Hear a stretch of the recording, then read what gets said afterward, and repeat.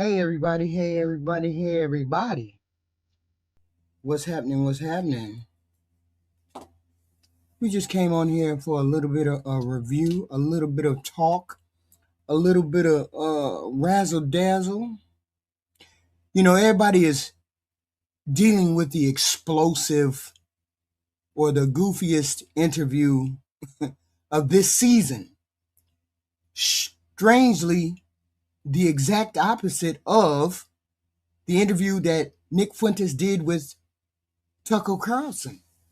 But we don't need to do the interview about Nick again. The interview is the interview. What was more interesting was his take on his interview. So, his take on his interview. Apparently, Nick thought he won. Apparently, Nick thought he won the fight. Apparently, he thought he won the fight.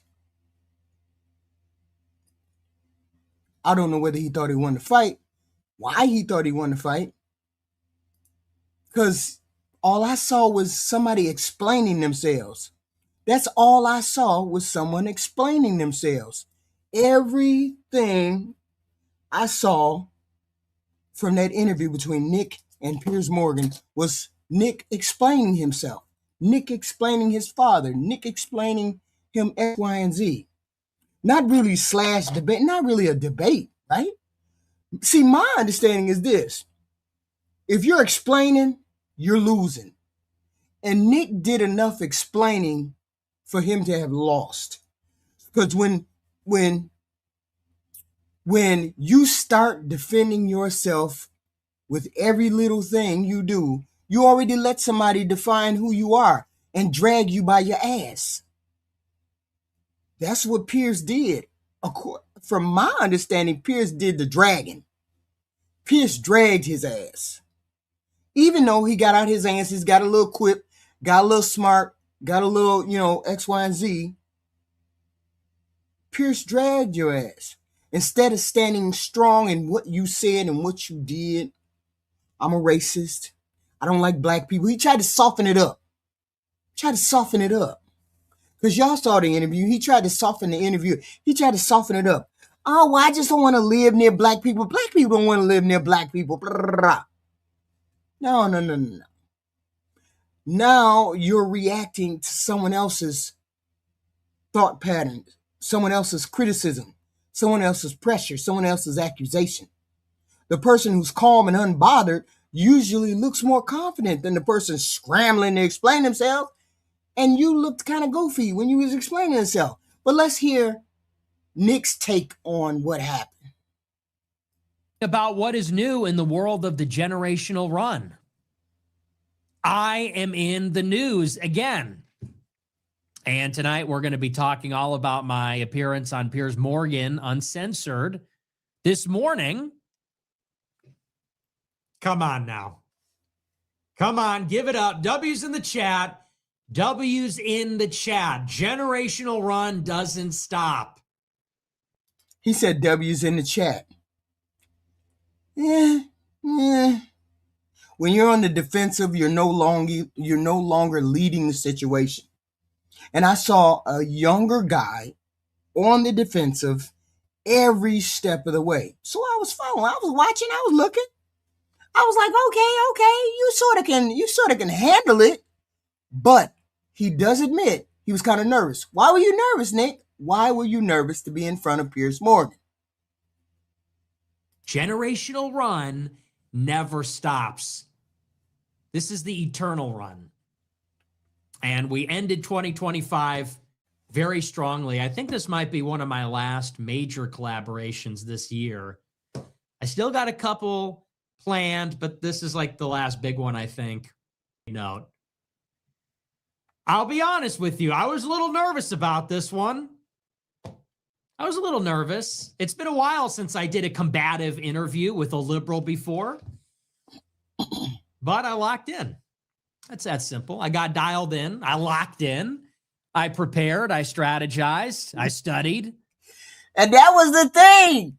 Piers Morgan just asked routine questions. There wasn't anything weird or off-putting or anything like that. He just asked straightforward questions. You're a racist. You're this. You're that. That's all he asked. He didn't ask anything weird, but Nick thought he won. And I came out on top, the reigning champion. Who's left? Who's even left? What else you got? What else you got? What time is it, huh? Broken clock, right again.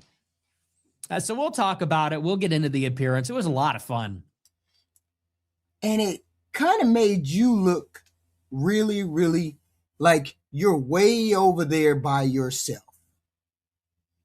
It made you look strange. It made you look like you were chasing people for acceptance. That's what it made you look like. Even though you held your own to a little bit, to a significant portion of it, you still looked like you were begging for acceptance. Trying to explain. Okay. You're answering questions you didn't ask. You knew what questions were coming. Why weren't you prepared for all of these questions? Why weren't you prepared for the racism question like you weren't prepared for it? Like you had to soften it. Like you're preparing for something later on. Because it can't be running for office, because there's no way you'd get anybody else to vote for you unless it's your group. So it couldn't be that. So what was it? What was it? I don't get it. And I don't think it went the way Piers thought it would.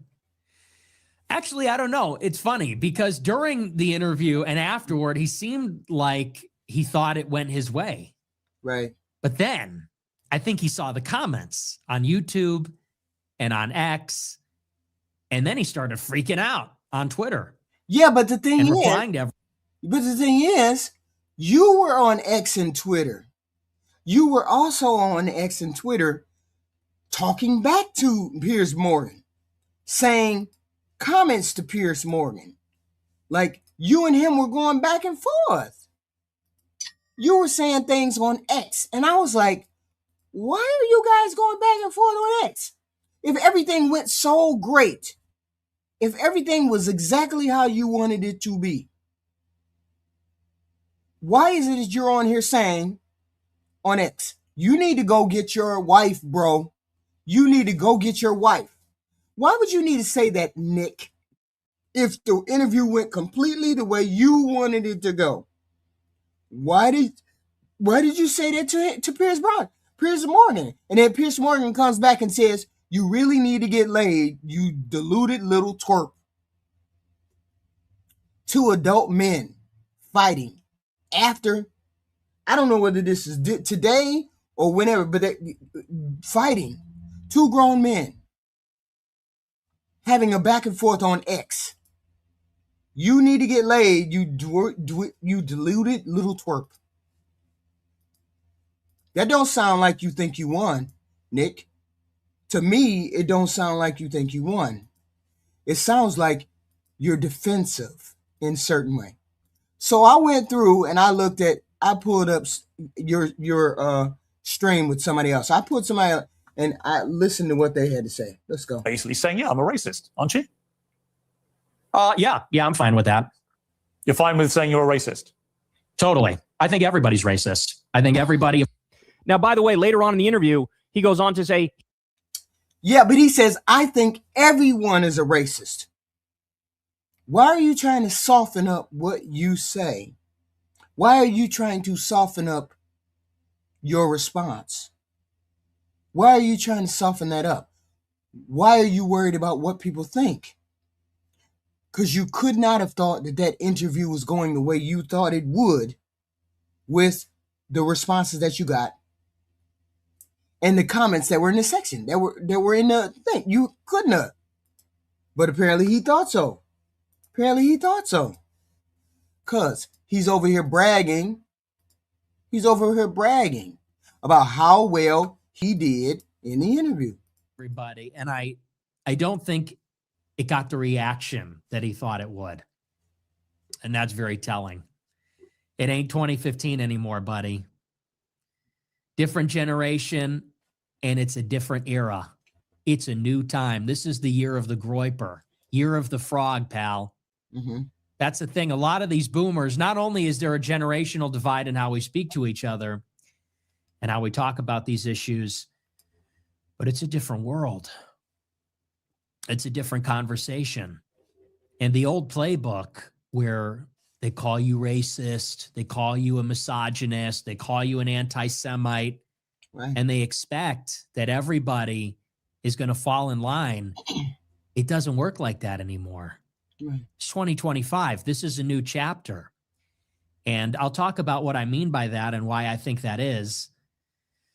But suffice to say, he came out of it feeling very confident. And then I think he was very surprised by some of the feedback. Well, and you know what I think it was? I think what pissed him off, I think what pissed Nick off was when Piers brought his father into the conversation, because his father, according to Nick, was racist. Hold on. Know your father. And to be clear, I have no knowledge about him at all other. well, then let's leave him out of it. Well, Let's leave him out of it if you don't know him. Hang on, Nick. You put that story into the public domain on your show. I'm simply reminding you of what you told everybody, millions of people, about your father. If you now want to retract it, fine. If you want to say it was a joke, which is what your position was earlier, fine. But I'm allowed to put to you things you've said publicly. That's not unfair. That's not me targeting your father. You put that story about him out You know there. what you're doing. You know what you're doing. I'm asking you about a pretty shocking anecdote, which It honestly reminds, this is, And that's true. He put it out there in the public arena, which means it's public fodder, which means people can talk about it, right? But I think this is what happens when you put personal information out there and then you're not ready to be the subject of the shock jock. You're not subject to be the shock. Okay? No, nobody would appreciate their children being, or their children or their father or family being pulled into anything. Nobody would appreciate that. But Nick is the one who introduced it. So why wasn't Nick ready to hear that? It sort of gave you an idea or gave you a clue as how this interview was going to go. Because Nick, at that particular point, was on his heels.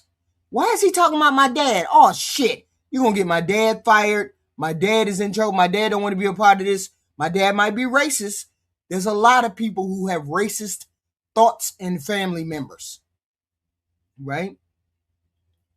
But a lot of us don't talk to our family. You know, we don't have confrontation or conversations with our parents or people that we're related to and say, hey, that's some shitty stuff that you're saying. I recall, man, you call yourself a beautiful. But for example, my dad used to call all Mexican people Jose. Jose this, Jose that, Jose this, Jose that, right? And one day, you know, me being me, I said, Dad, you know that shit ain't true. I said, you know that shit ain't right. You know that's not right. Why are you calling that person Jose? That person's name is John, or person's name is Miguel, or whatever. I said, don't be calling people that. Don't do that. At least don't do that around me. I said this to my parent. I said this to my parent when I was like 15, 16 years old. I said this. Don't talk like that around me. I don't like it. You know, I never heard him say anything else out of pocket, not in front of me. But I heard it. I only needed to hear him once or twice. He calling Mexican people Jose. I was like, don't say that in front of me. I'm 15, 16 years old. I'm telling my father, don't talk like that in front of me. I don't like you talking like that. Of course, he looked at me like I was crazy, but if you knew Heathen Queen, I don't care. I don't care who you are. We the same human being when our feet hit the ground. I'm gonna talk to you just like I talk to anybody else, with respectfully. So apparently Nick thought it was okay, because racism is taught.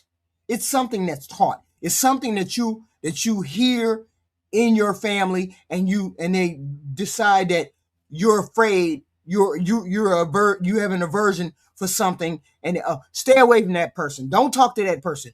Racism is taught. Okay. Racism, and then sometimes it's in your whole history, your whole your whole population, your whole race of people. Okay, so Nick grew up that way. It may not have necessarily been something that was ingrained, but see, this is what I do understand.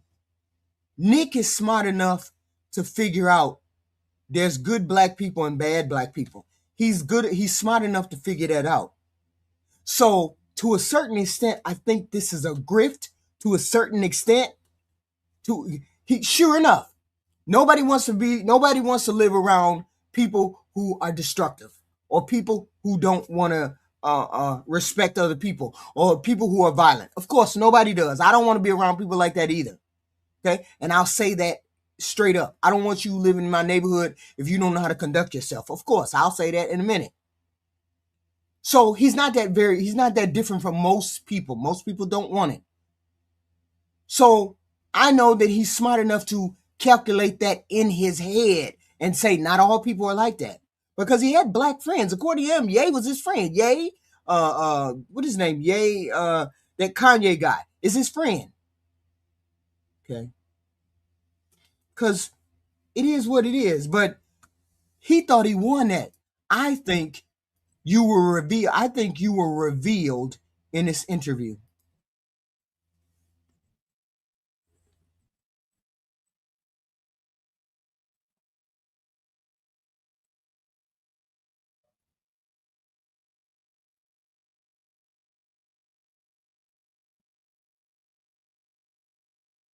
Mm.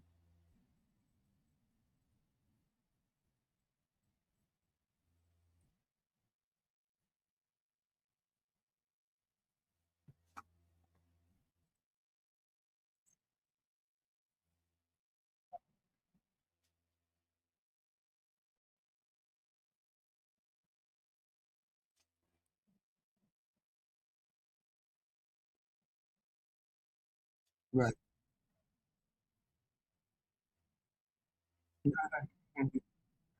Right.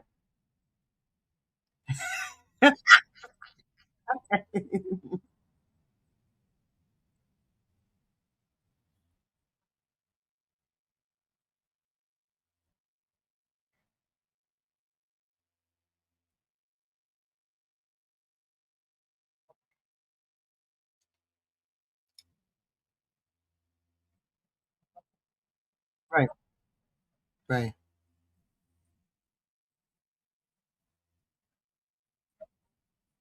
Mm.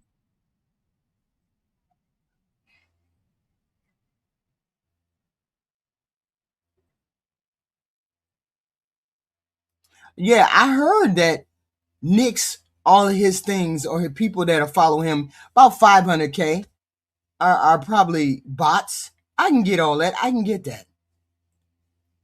I can get that. And maybe that gives you a sense of bravado. That gives you a sense of confidence that all of these people like you. They engage with you. They think of you as sharing their views, but not necessarily true.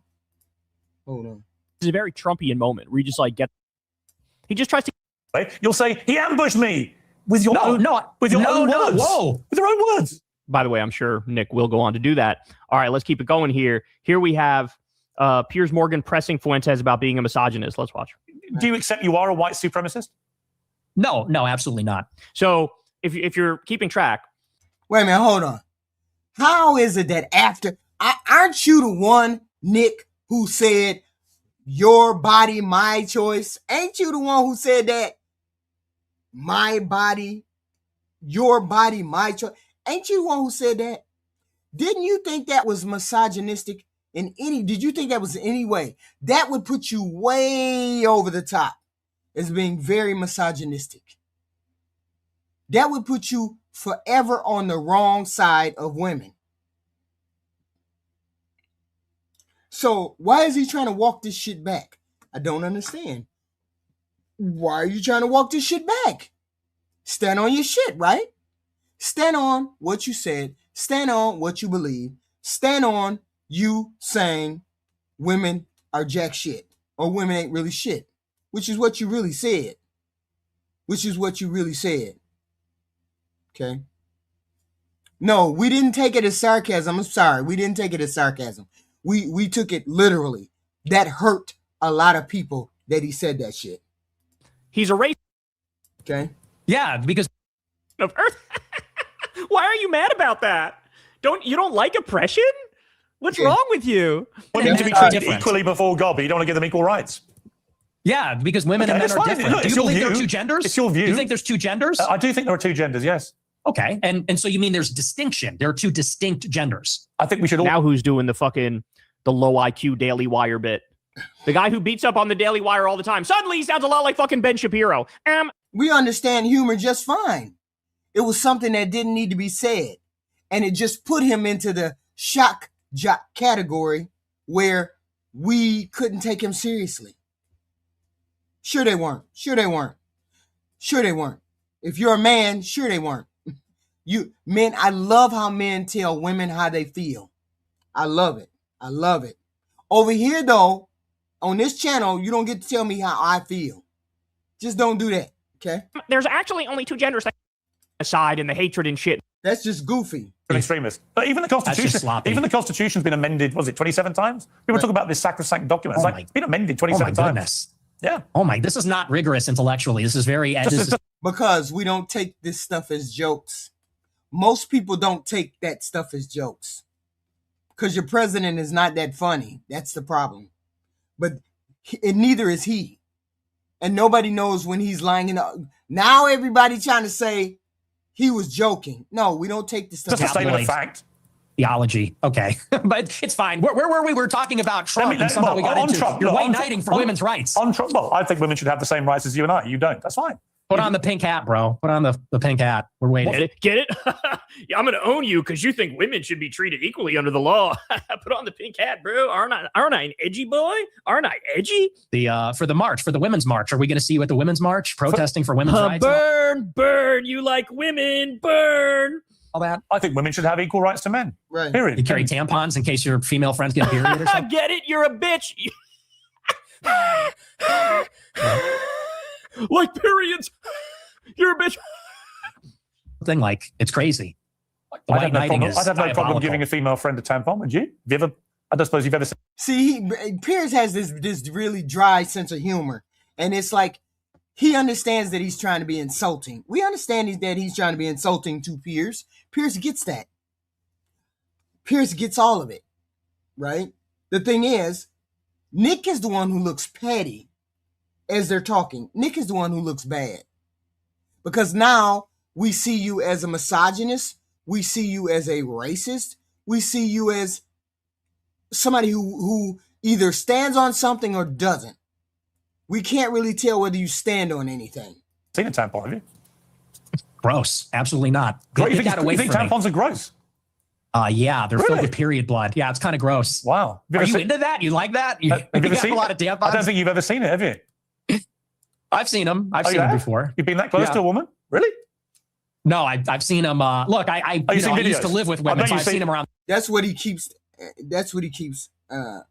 That's what you keep saying. That he doesn't care. Obviously, he cares. Why would you be filled with this much import? Why would you feel the need to explain? Okay. Because they were. Piers had some embarrassing moments too, but Nick Fuentes had more embarrassing moments. Let's put it that way. What? What are we doing here, Piers? I'm not you sure. really hate that. I'm not sure, You're Nick. more impressed that I'm a misogynist than you are about anything. It's Not very really. revealing. I'm actually more exercised about your blatant self-admitted racism than I'm about I see. anything. But the misogyny runs a close second. All right, now we got more. What's this one? Oh, this one. I believe this one is This is the culmination of what we just watched. I am attracted to women. You're not gay. No. Hold on there, fella. There was a little pause there. Y'all know there's that video out there, Nick with that cat boy. There's a video of him out there with that cat boy. One more time. Let's watch this pause. I put it back on normal speed. I had it on 1.25 time. Watch. I don't think he's gay in that regard. I think he's just, I don't know. I don't know. Maybe I shouldn't say. I think he's a little weirdo, but, or maybe he stands on principle, and his principle is that he's not going to have sex until he gets married. Maybe that's the principle that he stands on. I heard he was like 4'11" or something crazy like that. I don't know. There could be all kind. 5'4", yes. 5'4". That's small for a man. Okay. And maybe he was a part of those generation that got beat up, got teased because they were smaller and didn't get the respect somebody big would give. It could be all kinds of things. But if you take all of these things in totality, you take all of these things together, he grew up, father had a little racism in him, and he showed that kind of to his son, showed that to Nick. Nick is small, short guy. He's just skinny. Oh, okay. 5'9". Well, 5'9" is okay. He's 5'9", growing up in Chicago, rough and tumble Chicago. Okay. You would think. But he's not trying. Who knows? Maybe he's not attracted to white women. Maybe he's attracted to something that he doesn't want to sleep with. It could be any number of things, right? Any number of things. Or it could just be that he's waiting for the right woman.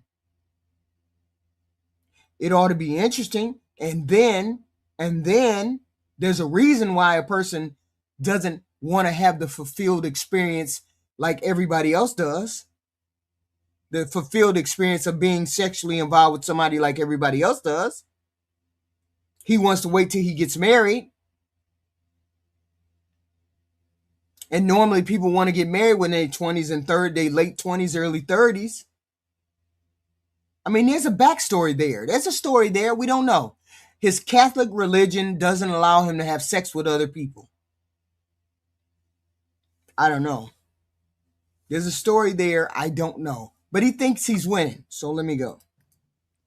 She went to Columbia University. Well, actually, before she did that, she graduated high school. She had a project, the same pro-Israel, to write for the Jerusalem Post, because David Ellison, the son of Larry Ellison, bought her publication. All is on my show.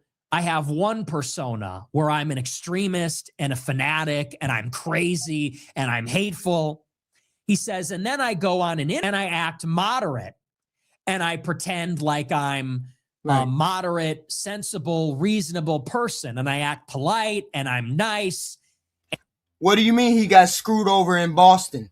Oh, okay. That story that he told. That one story that he told about them finding out that he had extreme views. Hey, there are people on this planet. There are oddballs on this planet. Let's be clear.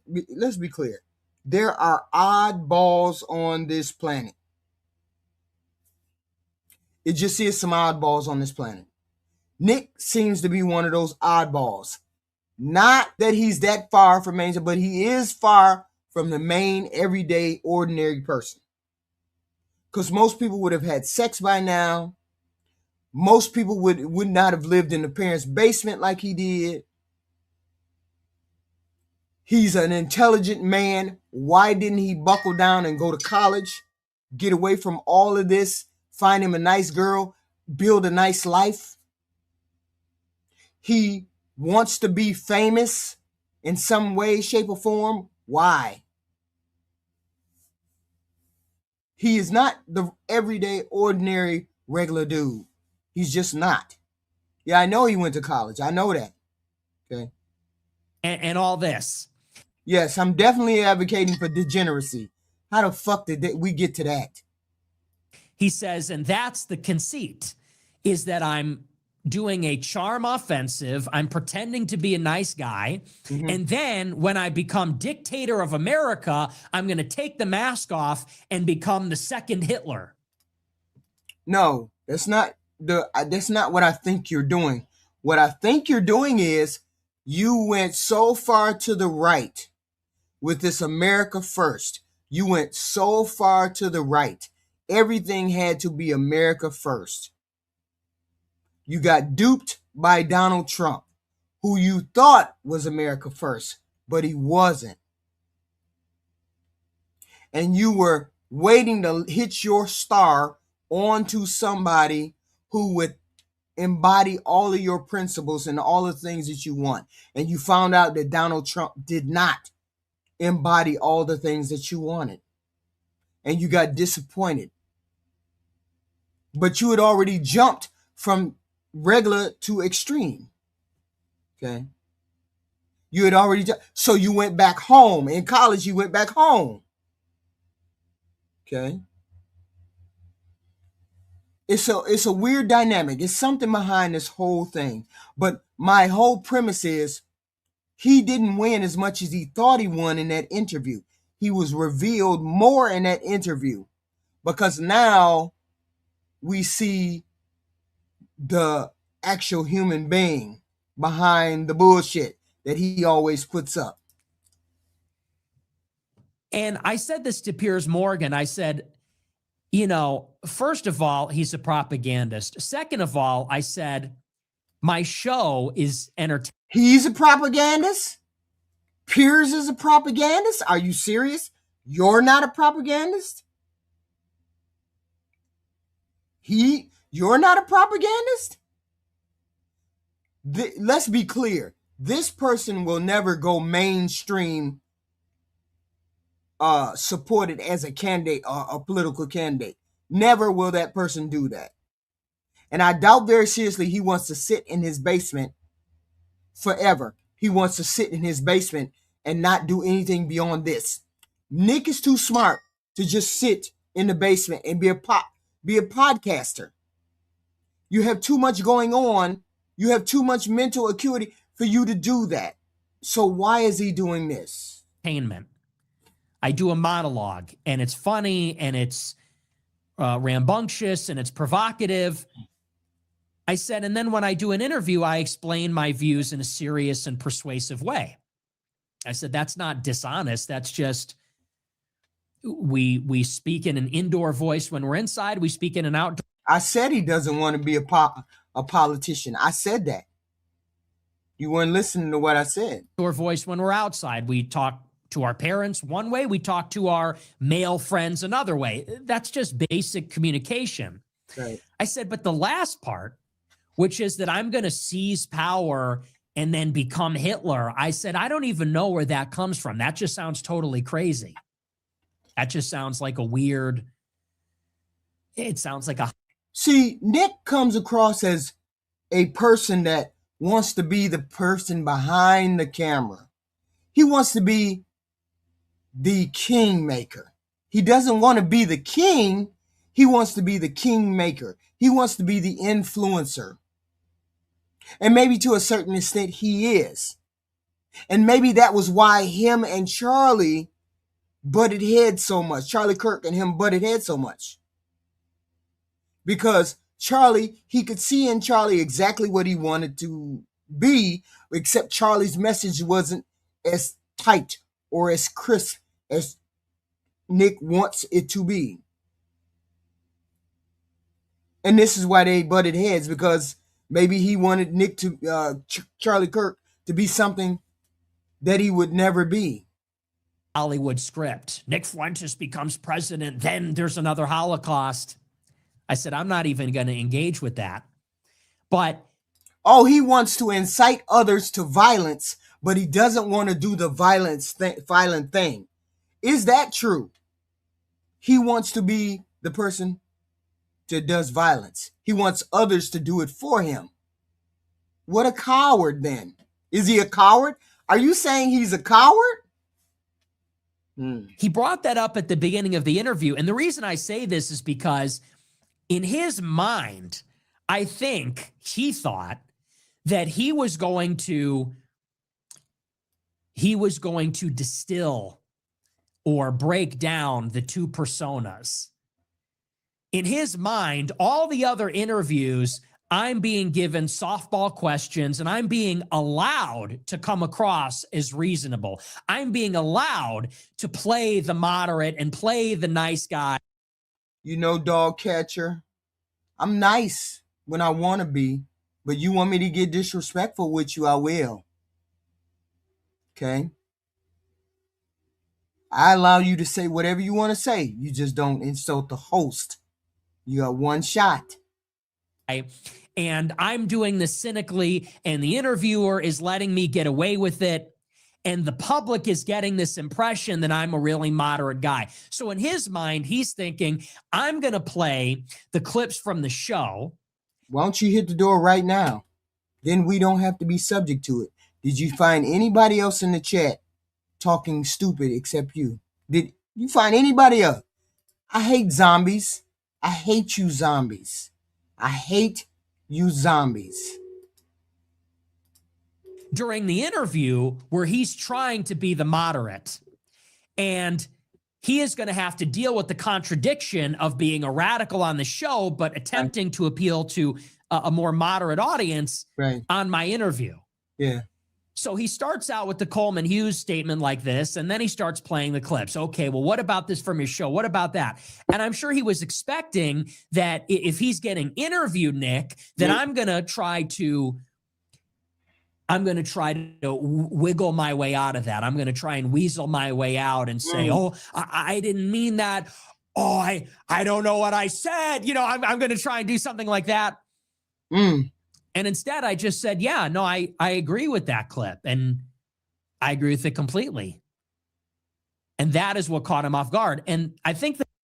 Yeah, nobody really expects people to admit that they're racist, misogynistic, all of those things. Nobody really expects people to just admit that kind of thing, right? But he admitted it. And, you know, we believe that that was a good thing. But the thing was, that made you even look, that puts you in a position. That puts you in a position, you know that, right? Somebody came to your house one time, right? So you know how that makes you, puts you in a light. And yet you take that light, instead of going all the way into the light, you want other people to be in that light for you. Maybe that's a coward's way. I don't know. I can't really tell. The biggest moment came when he said, very early on, he said, so you're racist. Are you racist?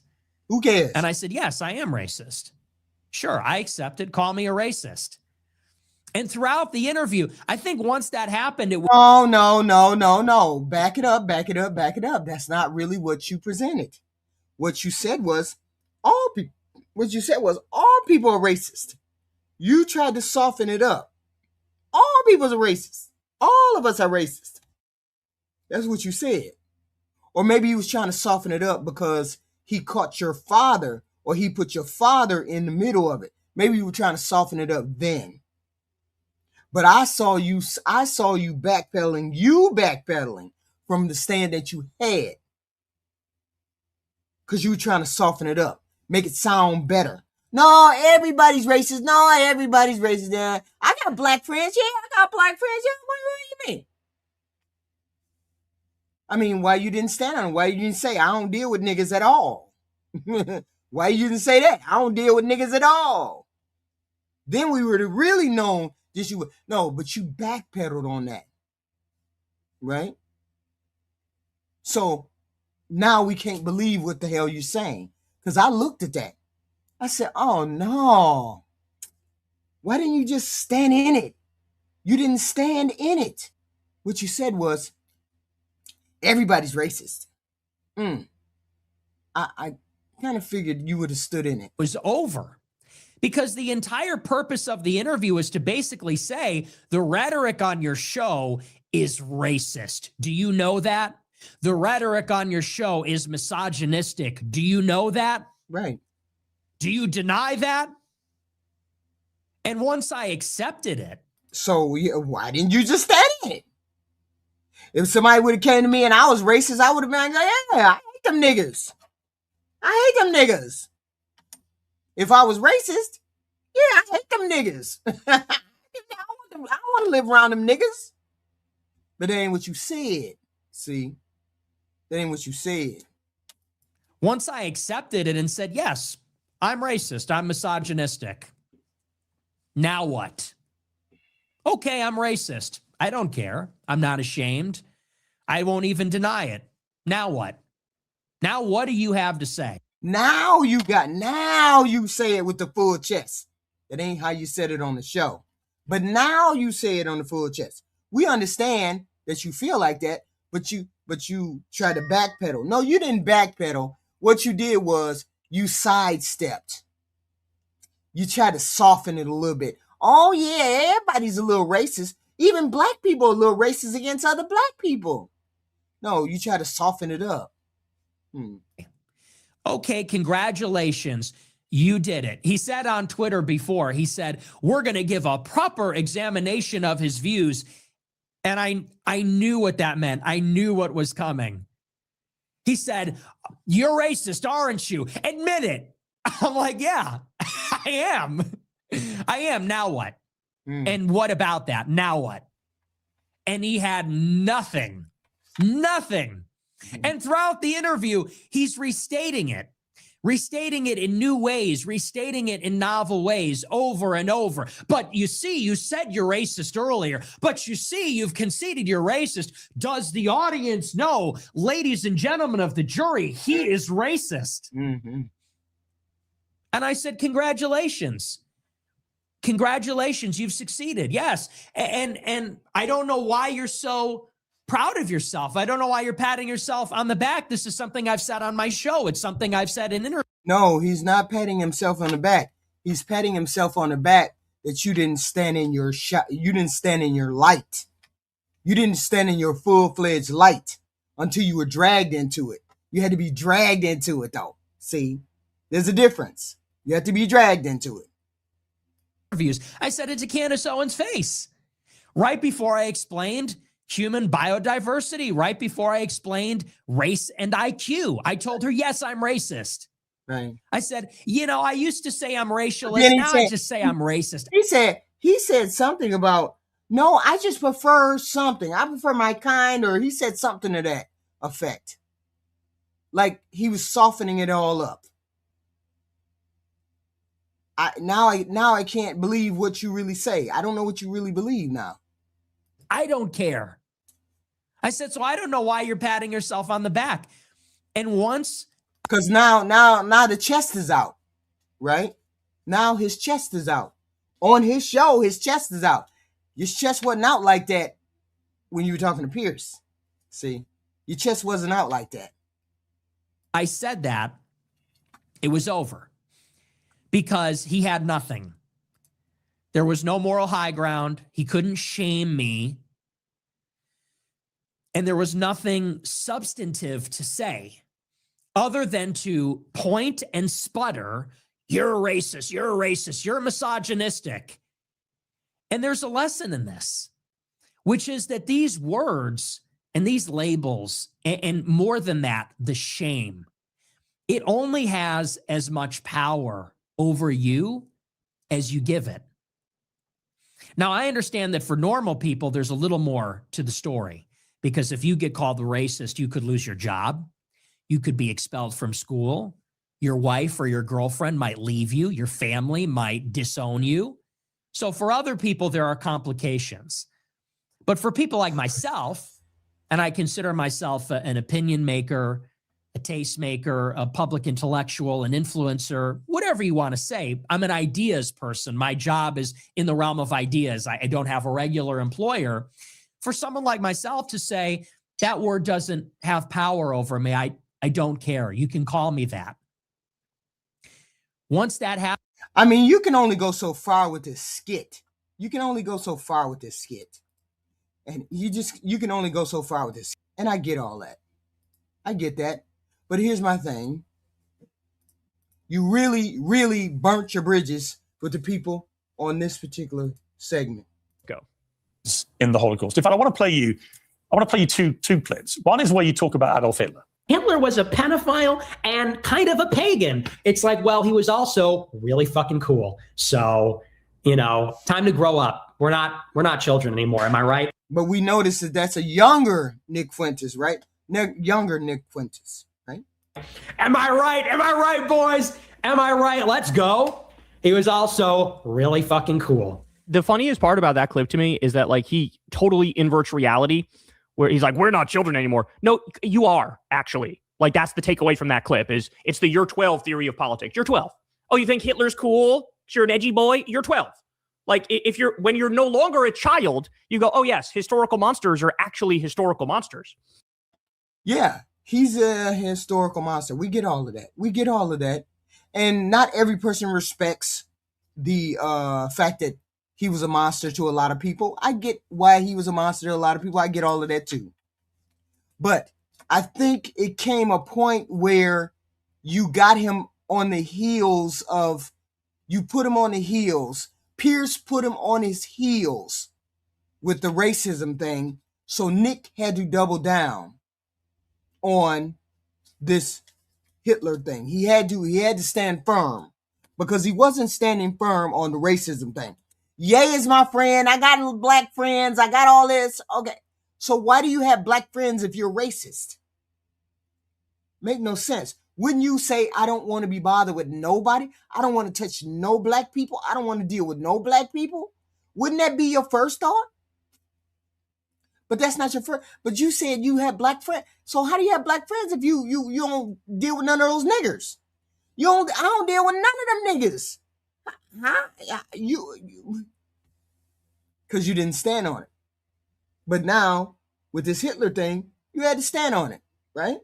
And they did horrific things. And they killed millions of people. And what if the people that they killed were like, my family or me? Or how would I feel about that? How would anybody feel about that? They'd be like, oh no, this person actually is a monster. But that's the childish thing.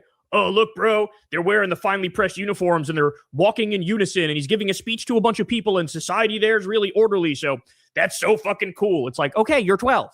But we all know that he was a monster. We all know that Hitler was a monster. We all know that. Nick should have clarified like he meant to clarify, right? Well, just fucking admit it. Do you regret saying that? Saying a fact? No, that's absolutely true. So, by the way, not an anti-Semite, he says in this interview, but also it's a fact that Hitler's cool and I love Hitler. You think Hitler was very fucking cool? Yes, I do. And I'm tired of pretending he's not. Well, to be honest. Well, most people don't think he's cool. Most people have never really thought about him beyond the fact that he was a corrupt and monster, one of those people. Nobody really put it in the context of, his weapons, his machinery, his uniform, nobody put it in that context.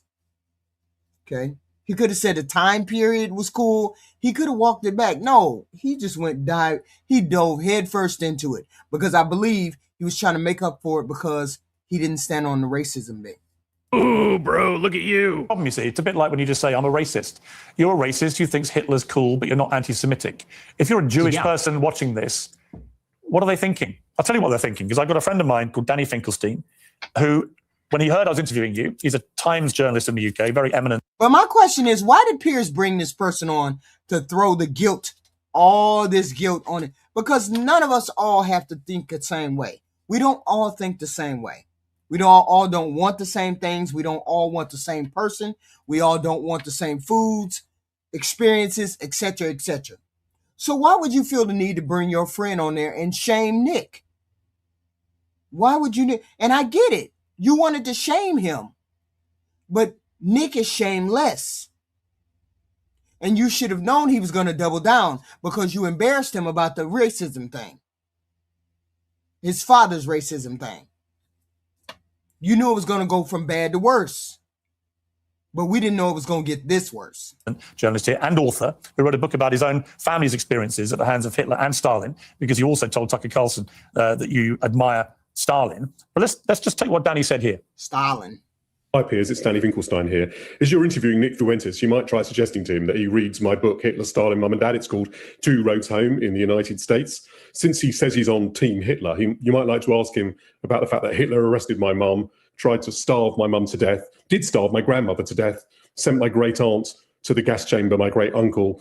My grandmother on my father's side ended up being one out of 7 children, the only one that survived the war. So you might ask him whether he wouldn't rather be on Team Mum rather than Team Hitler. And as for celebrating Stalin's birthday, well, Stalin took my father, sent him to a state collective farm, sent my grandmother and to a state collective farm, sent my grandfather to the Gulag. You might try asking him why he doesn't celebrate Dad's birthday rather than Stalin's. It may all be a big joke to him, but he complains that he was 18 when someone tried to cancel him. Well, Stalin and Hitler arrested my mum and my dad when they were 10 years old. So perhaps you might like to reconsider. That's actually like... Yeah, but I get all that. I get where you were going with that. I get all of that. And it's a horrific thing. It's very horrific. It's something that we can only imagine. We can only imagine the horror, just like we can only imagine slavery with a horror. We can only imagine those things as horrors, right? But Nick should have took his time on this one because he seemed very much callous. See, I have to take into context the fact that Nick, one, has a studio in his basement, makes his money online, celibate, not married, misogynistic, has all of these imaginations, has all of these imagined scenarios in his head about women. Where did he get this misogynistic viewpoint from women? If he's been online all of this time, he's only gotten his views from people online. He's been heavily influenced by these goofy red pill people, goofy incel people. That's the only thing I can think. Because your dad was sort of racist, but him and his wife had a relationship. Why did you learn all of these negative things about women? Except online. Okay? Except online. That's the only place you could have did it. So you don't have any experience with any women. I'm pretty sure you haven't gotten naked with one. I'm pretty sure you haven't been feeling any of them up. You haven't groped any. So you haven't been close to a woman at all. You haven't had a conversation at all with a woman, a real woman that you were actually interested in. So I can't take his misogynist viewpoint seriously. Okay? I can't take that viewpoint seriously because real people are different from people online. People online say bullshit all the time. They say bullshit all the time. You cannot, I don't listen. When I turn the screen off, the square off, I don't think of anybody on here because you have nothing to contribute to what I do in real life. And as far as I'm influenced, I knew right away when I got online 2 years ago. I got online 2 years ago. I showed up here 2 years ago. I knew instantly that people were brainwashed on this place. Brainwashed. Because I ran into too many men saying the same thing that Nick is saying. Even men who had sex. This is nuts. So, his views are colored. And it's all mixed up into religion. And you being mixed up in religion makes you even more of an oddball. Because now you're being programmed by a book. And how much of your thoughts are actually your own? How influential this book, these stuff, how influential has this online persona been to you? You decided that you were going to be, you decided you were going to be racist. You decided you were going to be, you decided in order for you to have been deplatformed all the way around, that meant there's a mental thing going on. There's a mental thing going on. To me, there's something mental going on there. Right? Just to me. I think, there might be a small screw loose somewhere. Super devastating. He's like, you bitch and whine and moan about like being debanked and not allowed on a plane when you were 18. These were children kidnapped at 10 and fucking murdered. Which one is the bigger injustice? See, that's the reality of your jokes, although I haven't ascertained Look yet at this fucking petulant child's face. Look at this. whether you are joking when you say that Hitler was very fucking cool. Are you joking, or do you actually think he was very fucking cool? The most He was genocidal cool. monster of the last 150 years. Yeah, the thing is, my generation, we're just done with the pearl clutching. No. Let's not do this. My generation. You're speaking for nobody but yourself and your fucking groypers, okay? And by the way, there was a poll that came out. Nick Fuentes' approval rating in the United States is 6%. Ouch. 6%? 6%? No, there's a lot of you motherfuckers that are hiding. There's a lot of you groper bitches hiding somewhere. It's a lot of you groper bitches hiding. Because I know there's plenty of y'all that believe what the fuck Nick's saying. You don't go as extreme as he do, but Nick started to pull out that white boy victimhood, and you guys fell into that. Oh man, black and immigrants, people are coming to take our jobs and take our cities and take our places and take our women. We got to fight back. You will not replace us. You will not replace us. I remember hearing that. Yeah, that's that white male victimhood. That white man victimhood. Granted, 61% don't even know who the fuck he is, but of the people who know who he is, he has a 6% approval rate. Don't do this. I'm the voice of a generation. No, you're not. You're the voice of yourself, okay? By the way, I'm also not the voice of a generation. I'm not. I'm a voice for myself. Don't do this. My generation is done. Who the fuck are you? Who are you? You're a fucking Rumble streamer. And by the way, we're going to do a story tomorrow. A lot of his audience is fucking botted from fucking India and Nigeria and Pakistan. What? There was a report that just came out on that. Okay? So don't give me this, my generation's over it. You're not the fucking voice of your generation. In fact, if you look at the polling data, Gen Z now, especially this moment right now, they're very similar to the politics of millennials. They may even be a little further left than millennials. So tell me how the furthest left generation is somehow in agreement with you as a Nazi? Fuck out of here. Fuck out of here. If you're black, no. Sorry, Sylvester. Silver Star Duster. Sorry. Racism is alive and well. Alive and well. You all, the Republican Party proved that. It proved that a couple weeks ago. That it's alive and well. I don't know where you get this dead from. Yeah, but then your generation hasn't gone through what Danny Finkelstein's family went through. So maybe the pearl clutching has a way to go for families whose.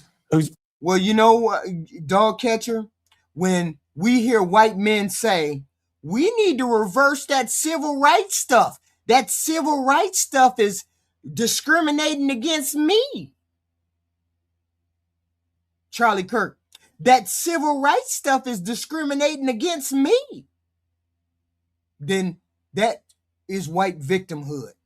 That's that white victimhood shit. How is it that this country was built for you? How is this world built for you? United States built for you, white male. How is it built for you and you the motherfucking victim? How you the motherfucking victim and this world is built for you? It wasn't built for white women. It wasn't built for black men. It was built for white men. So how the hell is it that you the victim? But Charlie Kirk played that fucking card very well. Oh, shit, we need to get rid of civil rights. Civil rights is taking away my rights. Affirmative action, that's taking away my rights. Yeah, that white victim mentality bullshit. This is the shit Nick is trying to display. We gonna see it. Family members. Oh my gosh, yeah, we got all that. We, me mom, like we're, I don't even know who this person is. Why is this person talking to me? This old British guy is saying me mom got killed by Hitler. And he doesn't find it funny when you say Hitler's very fucking cool. I don't care. I don't care. I know you don't care. That's fine. You don't have to care. But he does care. Does that guy care about me and my country and my family? No. He cares what you, a prominent my conservative God. in America. He should care about this rich Nazi streamer doing well. Are you fucking kidding me? Yeah, that's that white fragility shit. that white fragility. Charlie Kirk was good with that white fragility shit. It was what it was. Has to say about Adolf Hitler. And what do you mean by Hitler is very fucking cool? Because I think he's very fucking a monster. Okay. Genitali, if you ain't black, don't tell me what he said about a black woman. Don't tell me what he said about a black woman. Period. If you ain't a black woman, don't talk to me about no black, what he didn't say and he did say. I know what he said about women like me. So don't tell me he wasn't racist. I'm happy for you, Blinds Matt. I'm happy for y'all. Black exhaustion. I'm happy for you. And that's a clip. And we tired of this kind of garbage from you fucking people under the age of 40. This millennial, whatever the fuck y'all the age range is, we tired of this garbage shit that's going on. That's what Piers is saying. We're tired of this garbage shit that you all are putting out here. We know plenty about Charlie Kirk. Stop it. We know plenty. I think he's very fucking a monster. Do you hear yourself? Yeah, I mean, do. can we all grow up? I do. No, that obviously that needs to be said because you think Hitler is really fucking cool. Don't act like, oh, you look at you being a social justice warrior, virtue signaling about how much you hate Hitler. Well, apparently that needs to be done because you fucking like Hitler, right? If we lived in a world where people understood this guy's a fucking monster and we can move on, it wouldn't have to be said. But the fact that you are trying to bring back the image and rehabilitate the image, and you got 6% of the country agreeing with you, right, and that becomes a fucking problem, doesn't it? And people actually do have to start calling out his bullshit again. Right. Your shit does have to be called out. Your shit has to be called out because it's not a mainstream thought pattern. But he's trying to make it a mainstream thought pattern. And then Piers is trying to bring out, that it's bullshit because you got 10 other things that go along with your bullshit. Nobody wants to deal with all of those 10 things that you want to put into this whole thing. You want people to be in polite society, but you can't control yourself. Okay? You can't do it. And you're bullshit. Yeah, right? Jesus Christ. We all grow up. murdered That 12 is just million people. childish. No, what's child? Let's be clear, Bill Desmet. Let's be clear. Don't put me in your category. Don't put me in your category. Don't put me in your category. Okay? That's your category. That's not my category. Okay?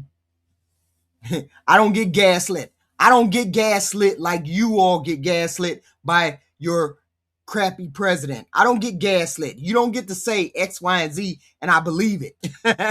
It doesn't work like that. Okay? Childish is you're accusing them of virtue signaling. What's childish is you're vice signaling, which is worse.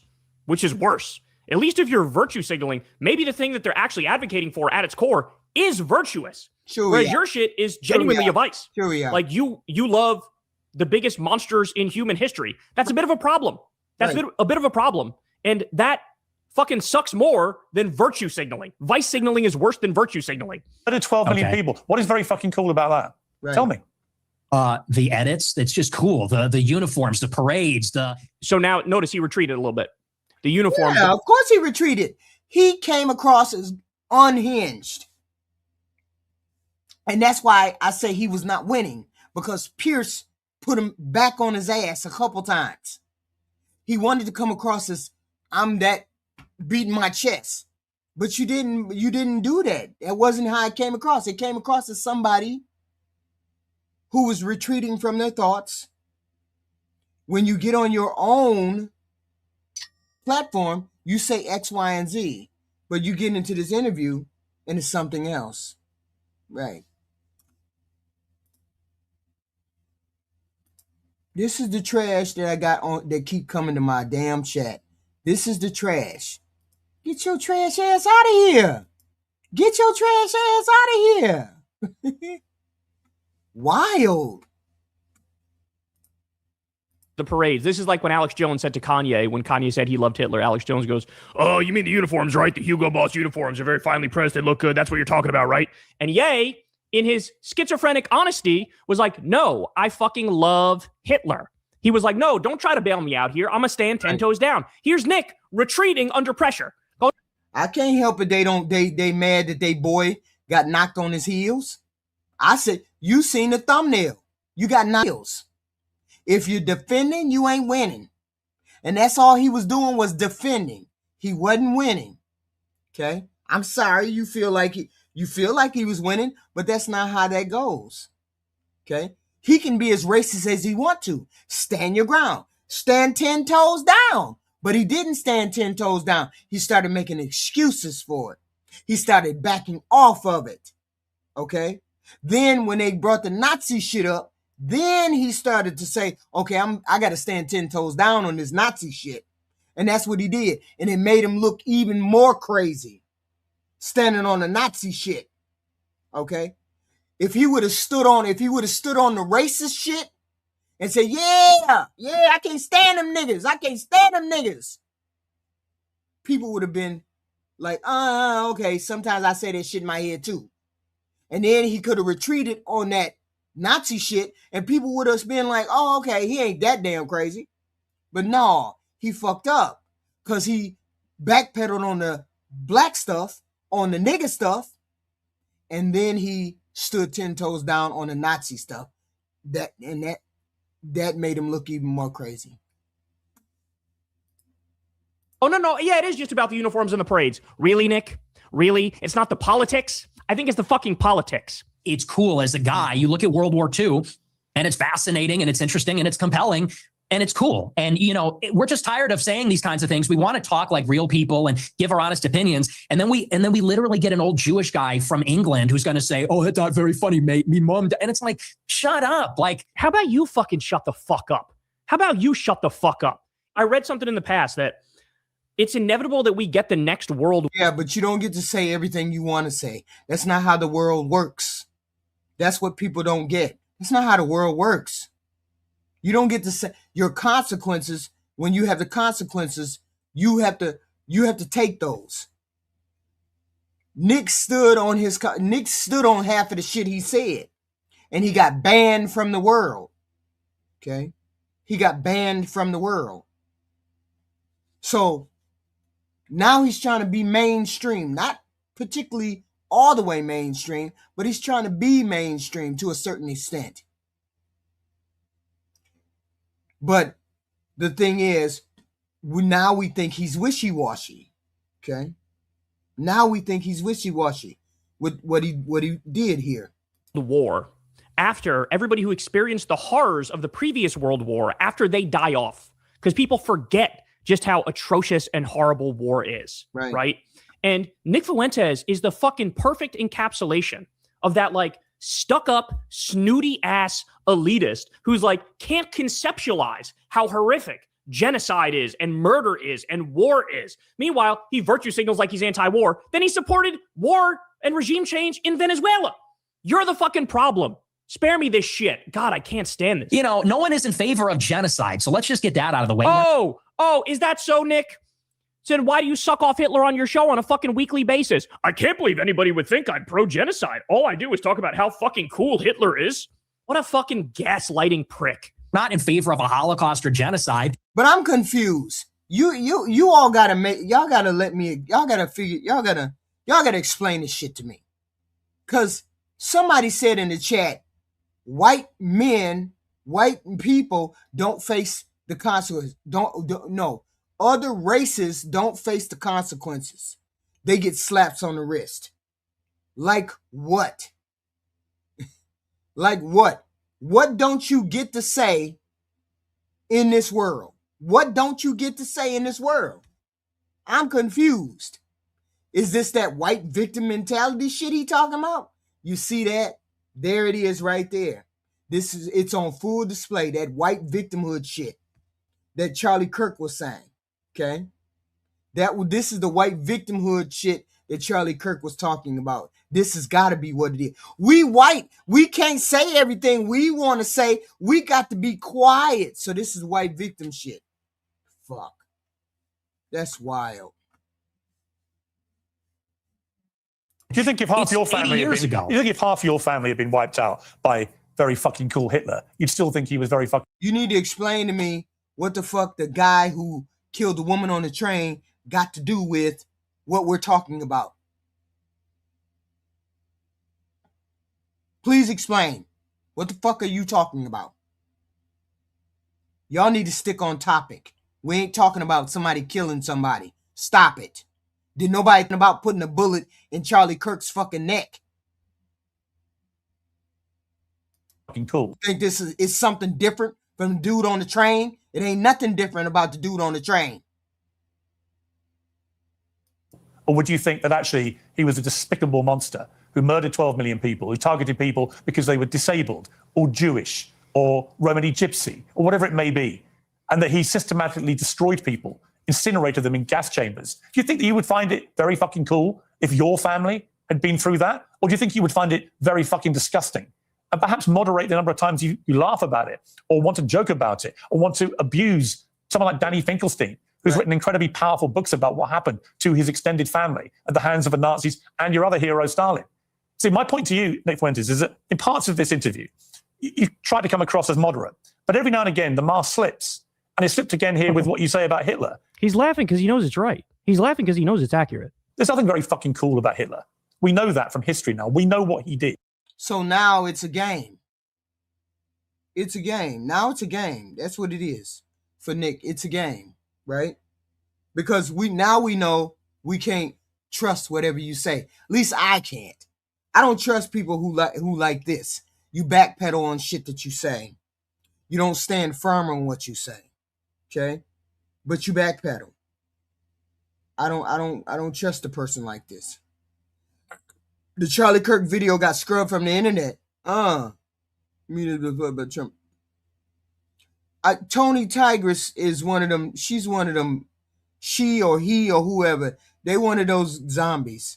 You can't tell zombies nothing. You Rick, you ain't no sense in arguing with zombies. The first thing out of her mouth was 34 fake felonies. You already know they're a zombie. You've already conceded that he murdered at least 6 million Jews. And by the way, for the guy, Nick likes to pretend and virtue signal every now and then. In this instance, he actually is virtue signaling that I'm against Netanyahu because he's doing a genocide. So, like, Netanyahu acting like Hitler is bad, but Hitler acting like Hitler is really fucking cool. Make that make sense. So when you say he's very fucking cool, Jewish people watch this and go, this guy's disgusting. Why would he say this about someone who perpetrated such an evil? And what's the real answer? Why do you? Is it just for clicks? Is it for money? Is it just for fun? For shits and giggles? What is it? What motivates you to say something like Hitler was very fucking cool? It's for this. It's for all of this. And the lack of self-awareness is amazing. And when he said this, all of this, what he meant was all the uproar, all the embarrassment, all the right self-righteousness. He meant all the shit that Piers was showing. That's what he meant. For this, for your outraged behavior, for the audience's whole outraged behavior. Of course I'm going to say that. Hey, I'm going to get clicks and views. I'm going to be all on Nick. Everybody talking about me. Of course he did it for the views.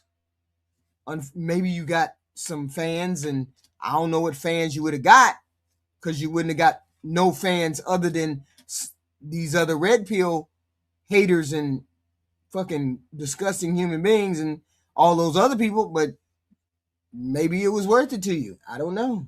You're a boomer. You're a 60-year-old boomer, and we've spent maybe 3 minutes on you. Yeah, he's playing Piers right here. Yeah, he's really playing Piers right here. Saying he's a really fucking monster. He incinerated people.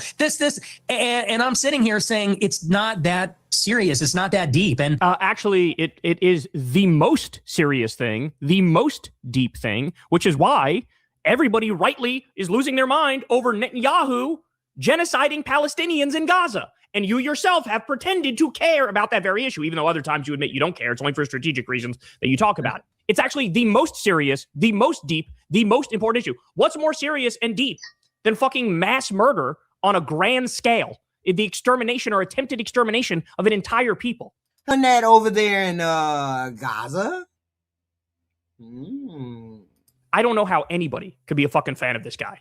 This is fucking putrid. By the way, there's also some hilarious parts. Well, listen to this part. Because they're a fan of Nick Fuentes because they feel like Nick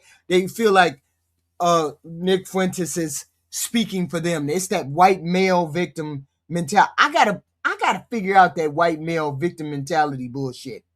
Because only somebody who thinks they're victims would be thinking about this particular shit. They're gonna replace us at the end of the interview. They're gonna replace us. We're getting replaced by these immigrants. I get a lot of attacks when I talk about that I'm against interracial marriage. And what's funny is that every other group is against interracial or interethnic marriage. Jews, You're the Chinese, product of an interracial marriage. Yeah, I mean, that's debatable. And Not let's say really. for the sake of Not argument, really. sure. No, you're the product of an interracial marriage. And your father is part Mexican. You're literally, For the sake of argument, the we can very say person sure. you've just told me you want to avoid. What race is Hispanic? Is that a race? Well, what do you think it is? I'm asking you, what race is Hispanic? Hispanic. Of course it's a race. It's called Hispanic. Oh my God, bro. Oh my God. I think I have more from that exact same back and forth. Here we go. What race is Hispanic? Is that a race? Well, what do you think it is? I'm asking you, what race is Hispanic? Hispanic. Of course it's a race. It's called Hispanic. It's a mix between two races. It's a mix between indigenous Americans It's and not white. Europeans. Yeah, it's some. I think a screw loose is somewhere. I can't prove it, but I think a screw is loose somewhere. You know, and people who follow my. But then again, most people follow people. Most human beings follow people. They say one thing that you agree with, and then everything else becomes acceptable. Most people know that what Hitler did is not acceptable. Yeah, Hispanic is ethnicity. I get that too. There's only 3 races.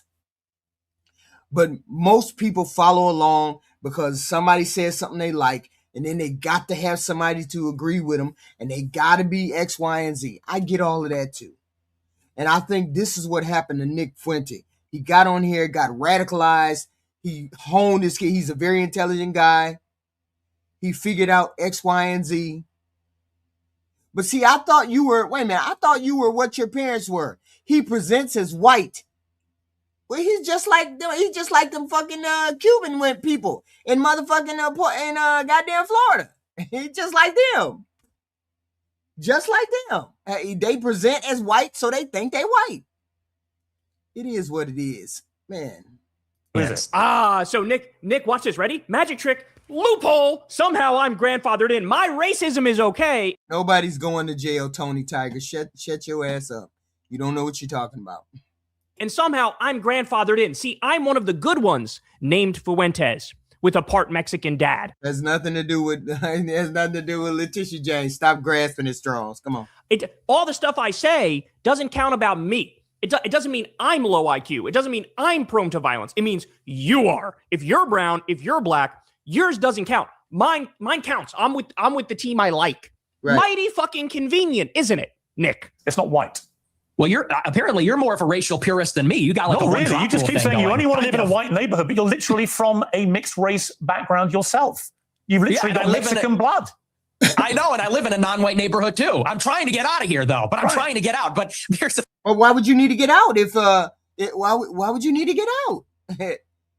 You make it sound like you don't care for where you stay at, and you're what? I don't. Yeah. Wow. Who knows? Do you have any So are you inferior? Should you have fewer rights? Should you not be allowed political power? Should you not be allowed to make a lot of money because of the fact that you're a mixed breed? You're not a pure breed. You're a mutt. Because this is the sort of shit that your ideology logically flows from your fucking ideology. This is the sort of shit. Do you have any non-white friends? Genuine question. Most of my friends are non-white. Most of my friends are not. And non-white people love my. Hitler rolling over in the grave. That a closeted Mexican twink who loves cat boys is now carrying his mantle. Show. How many are black? How many of your friends are black? Many of them, like at least a dozen. Wow. But if you were really a racist, you wouldn't have any black friends. You couldn't stand them niggas. That's the first thing you would say. I can't stand them niggas. Because he's not right, because he's on a grift. He's on a grift. And I can't stand people who be on a grift. Because you have black friends, because you're friends with Ye, you're friends with Sneeko, you're friends with these black people. It's just some black people. Some. That's what you should say. Some of y'all ghetto and ratchet as hell. But I got some good black friends that I like. Some of y'all ratchet as hell, but some of y'all ain't. Some of y'all I get along with, I'm fine with. But yet and still, you got degenerates like him. All black people should be in jail. And he asked him, he said, do you think all black people should be in jail? He said, not necessarily. Then what the fuck do you stand on then? What the fuck you stand on? You don't stand on no racism.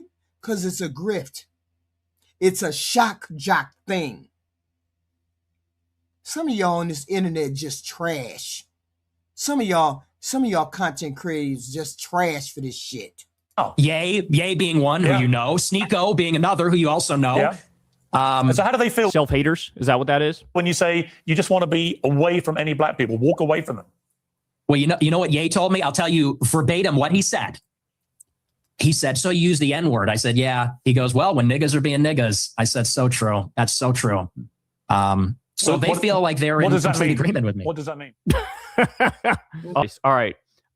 Then we have this one where that's just wild. They talk about the number of people murdered. It's all a part of the spectacle. So we can't believe you. I can't believe you because all throughout this interview, he's denouncing that hardcore. I don't want to be around them niggas. Because if you really, really, really are racist, you'd be like, I don't want to be around none of them niggas. None of them niggas. He said, hey, Nick, do all black people deserve to go to jail? He said, no, not necessarily, no. Oh, hey, Nick, do you have any black friends? Yeah, I got a lot of friends. I got a couple of friends. Blah, blah, blah. You wouldn't have anything to do with no black people. You wouldn't have anything to do with no black people. Real. If you really was racist like you say you are. Because now that's not how I know you grifting. Now I know you grifting. Okay. Now I know you grifting. In the Holocaust by the Nazis. It's been said that you believe no more. Or you're trying to clean it up so you can be acceptable to a lot of people. It's one or two. More than several 100,000 have been killed. And I'm going to play you this clip. What Charleston rally? Oh, that rally, you will not replace me rally? Wow. There's nothing wrong with you. There's nothing, let me get this straight. There's nothing wrong with you saying you wanna, you only want to deal with white people because you're white. You only want to sleep with white people. You only want to be married to white people. You want to make sure that you have your white continues on. There's nothing wrong with that. But just because you want to be that way doesn't mean you have to be a racist too. Because there's plenty of people who want to preserve their race. There's plenty of people who want to preserve their black race, their white race. There's nothing wrong with that. But why would you need to come over here and say, I hate black people? I need to preserve I hate black people. I need to preserve my whiteness. You don't need to say I hate black people for you to be preserved as the whiteness, in the whiteness. And my thing is, you're Mexican. You have Mexican. You got Mexican in you. But it's okay for you to say the things that you're saying about Hispanic people. I just don't understand. Why you got to be grifting so hard? People talk about, well, what about the gas chambers? Well, to the extent that that's real, I find that hard to believe, but to the extent that's real, there have been atrocities committed and genocides committed in all times and all places. Let's acknowledge. What female hates white women that take black men from them? Y'all talking crazy in the chat. That's wild. Why Hitler casts the long shadow. Because that confers a political benefit upon Jews. That's why. It doesn't really sound correct to me. Wait a second. It takes 1 hour to cook a batch of cookies, and you have 15 ovens, probably in 4 different kitchens, right? Doing 24 hours a day, every day for 5 years. How? He looked like that.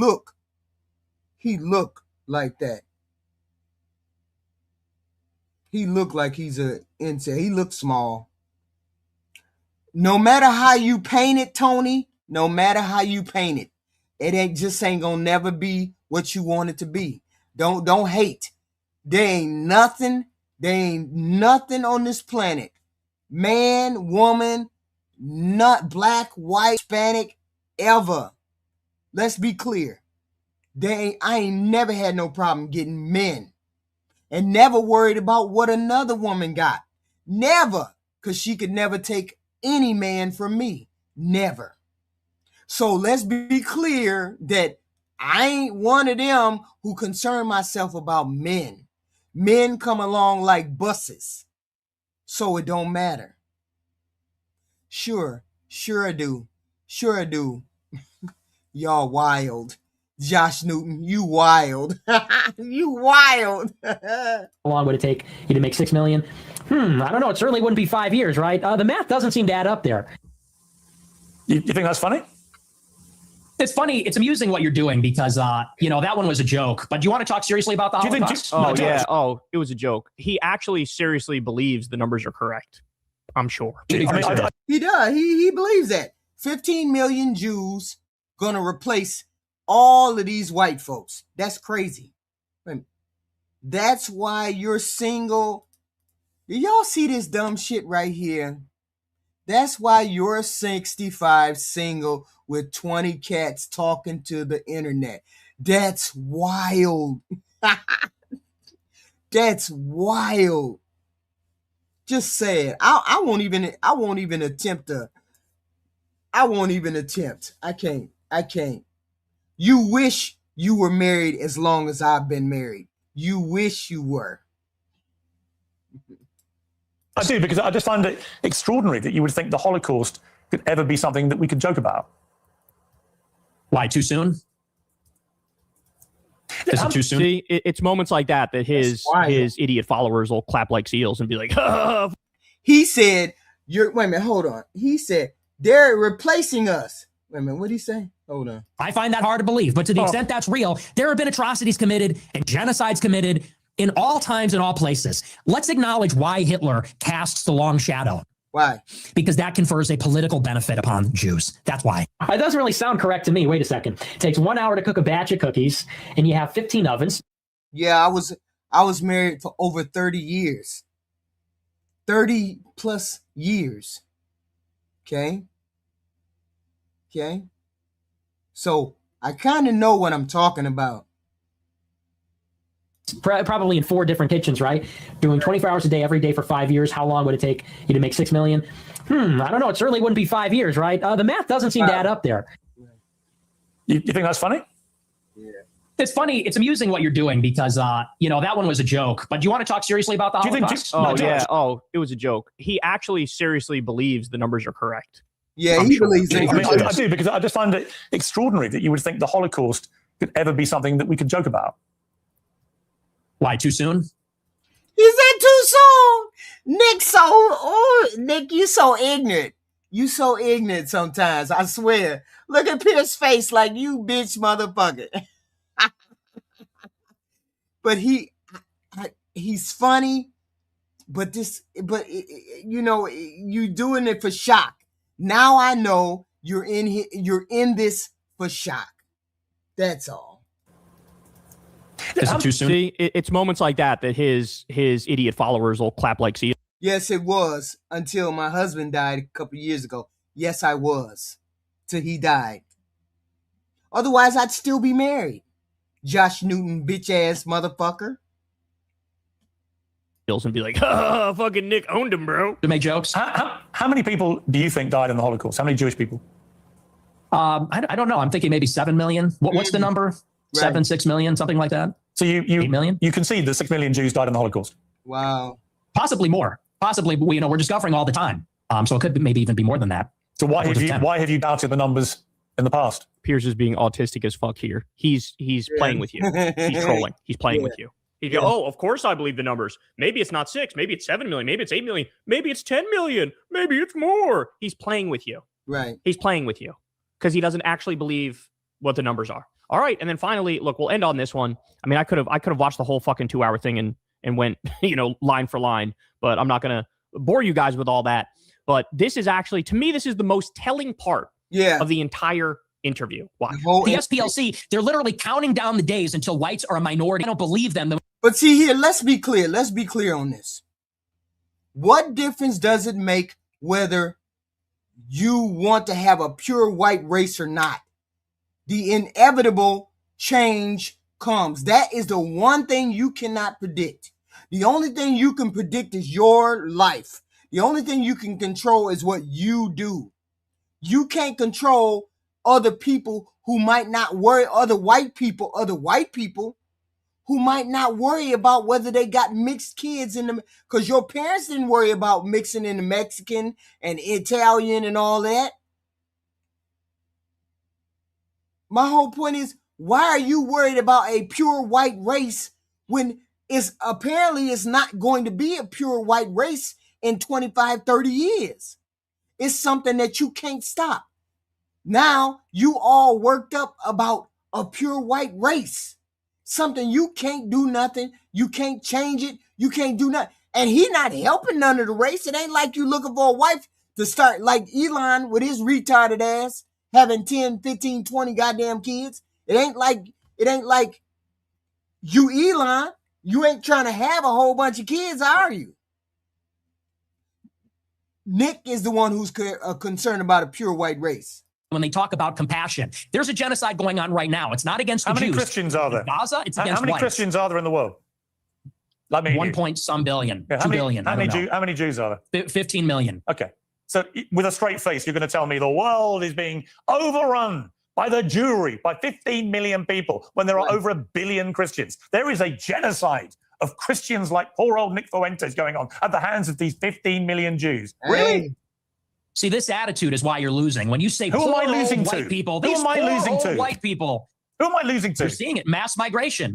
You're losing to me. We are losing as a civilization of mass migration. And here's the difference. In Israel, they have my politics. In Israel, they want to maintain a Jewish majority. If they had it their way, it would only be Jewish people. They're fighting like hell so that Jewish people can have as much territory, a Jewish state. They can be proudly Jewish in their own land. Whereas in America, we are being besieged. That ain't what we talking about, 79 Bronco, trash ass white boy. That ain't what we talking about. Is it? By 10 million illegal immigrants in 4 years. And then whites and Christians are going to be the minority. And that's true in Canada, Australia, all the countries in Europe. So you can say that you can't change that you're going to be a minority. It just is what it is. You said it yourself. You're going to be a minority. Deal with the fact that you're going to be a minority and live for today. This is what I don't like about people who worry about 10, 20, 30, 40. I understand that you want to have a pure white race. Stop worrying about what the fuck I want to do if I'm a white person. Not all white people give a fuck one way or the other. Worry about your square. That's all you got to do is worry about your square. Why is he worried about everybody else's square besides his own?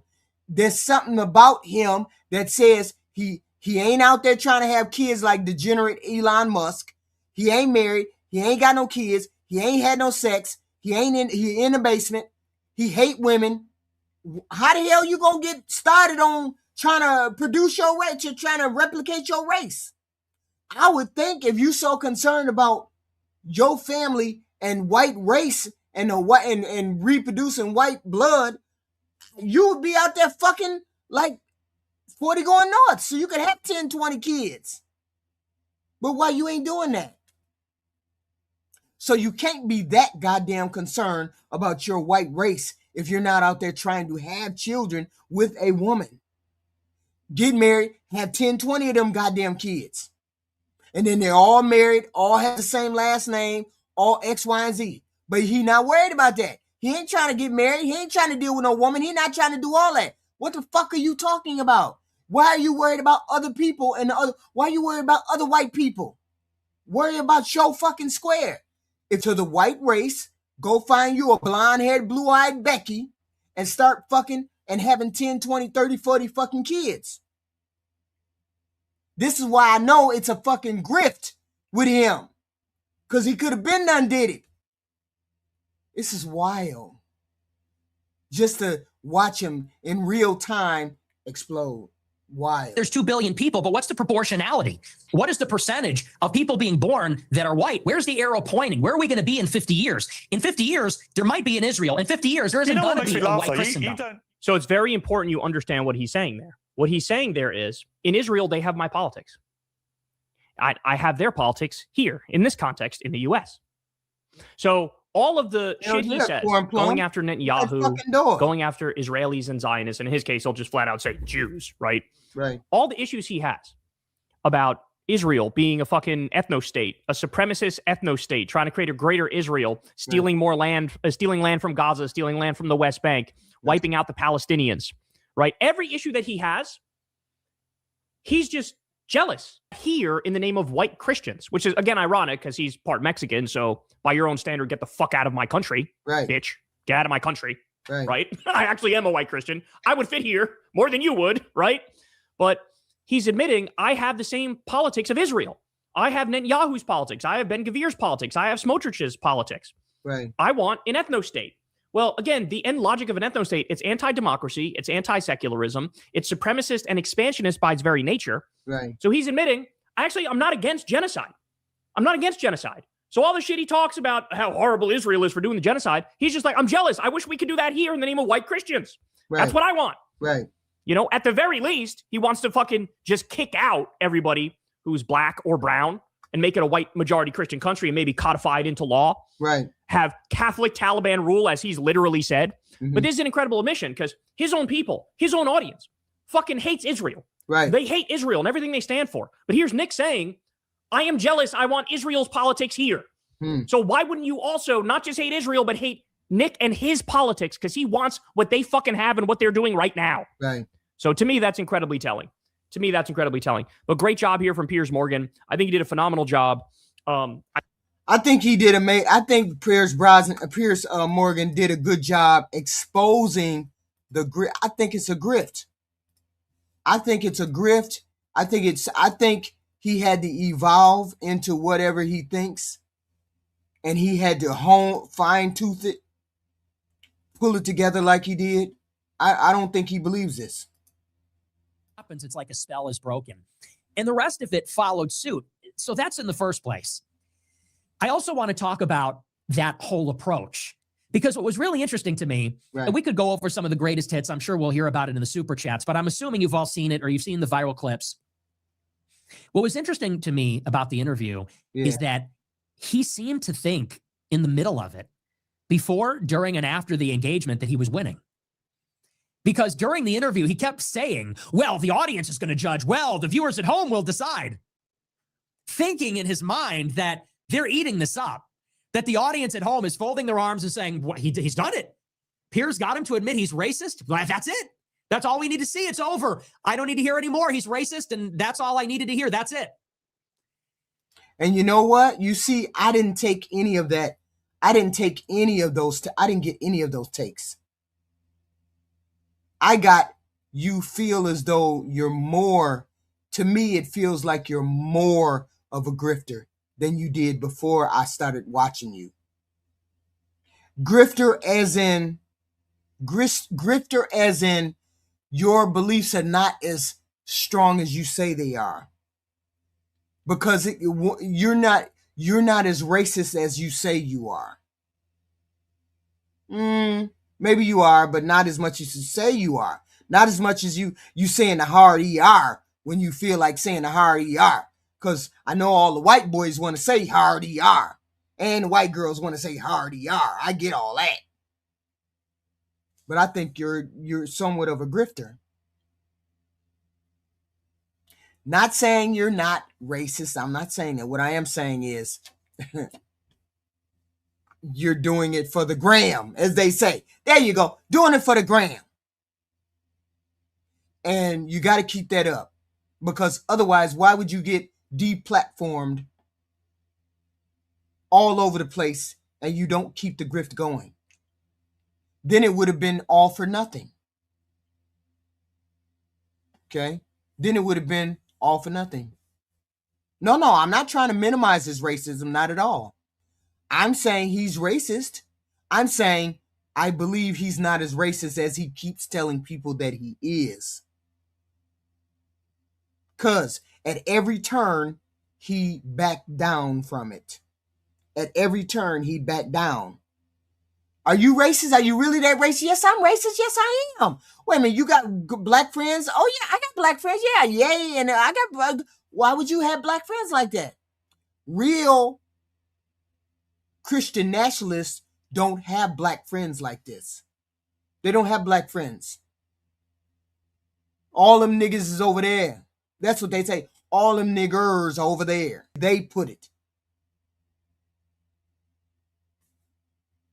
So I don't believe you. I don't believe you. I believe you want a nationalist society where there's a lot of whites. Whites are always in control. X, Y, and Z. Right? But I don't believe you believe. Yeah, Candace Owens, Officer Tatum, all them good, the twins, all of them. All of them.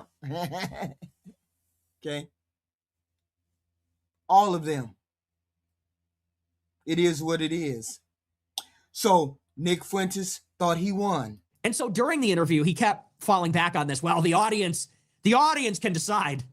It's sort of smugly. And even after the interview on Twitter is treating it like this was some grand victory. But if you looked at the comments, all the comments on Instagram, on X, on YouTube. So you read all the comments. So Nick, you read all the comments? I wouldn't have read all the comments. He's not as racist according to the real definite. Yeah, that's right. He might be racist. He might have implicit biases against black folks, but he ain't all the way racist. Okay. He ain't that Christian nationalist, get your black ass out of here, otherwise we gonna take your head off racist. Right? YouTube, they're all positive. People thought it was funny. People said I was logical. People said they found themselves agreeing with me. So he went through all the comments to read the comments. What the hell going on? Or if they disagreed, they said they didn't find me all that extreme. They said that Piers was being dishonest and malicious. They said he's a liberal boomer. They said some of what he said was ridiculous, that he was angry. And I think there's sort of a corollary to this, which is I have been pushing this message for 10 years. And I have been dealing with hostile interviews like this for just as long. And I have been dealing with these clip shows for just as long too. At the end of the interview, he asked me how I thought it went. I said, you think you're the first one to do this? Right. You thought this was a novel approach? You think this is the first time someone has played a clip out of context and asked me to explain it? I said, take a number and get to the back of the line. I've experienced this many times. And what's funny is in my niche internet community, and maybe more broadly, my generation, this engagement between Zoomers and Boomers, it's been happening. It happened. It happened years ago. And what I mean by that is maybe this is just reaching Piers Morgan now. But 5-6 years ago, people like me were saying to their parents and other edgelords on Twitter and other people, other intellectuals in private were saying to equally as confused boomers, yeah, I'm racist. I don't care. In other words, this is something that has already happened in the past tense. We have been in a post-racist conversation for years. It happened quietly. It happened privately. It happened among the younger generation. It happened on the internet. Right. It happened years ago where people said, including myself and many other occasions, said, you know what, fine, we're racist. You can call me that. We don't care. We're comfortable with it. We want to have the conversation. We're not going to be held back by the labels and the shaming and the grandstanding and all the rest. Right. And it's funny that it has taken so many years for that concept to travel to the legacy media where Piers Morgan is. He's just finding out now. This is maybe the first time he's encountered this. I have to believe that because I go on his show at the end of 2025. It's almost 2026. And he's telling me, you're racist. Okay, I don't care. Well, it's over for you. The audience is going to hate that. And it's like, no, hate to break it to you. The audience is with me. And that's just it. That strategy of calling people racist, sexist, anti-Semitic, that had currency 10 years ago. That had power in 2015.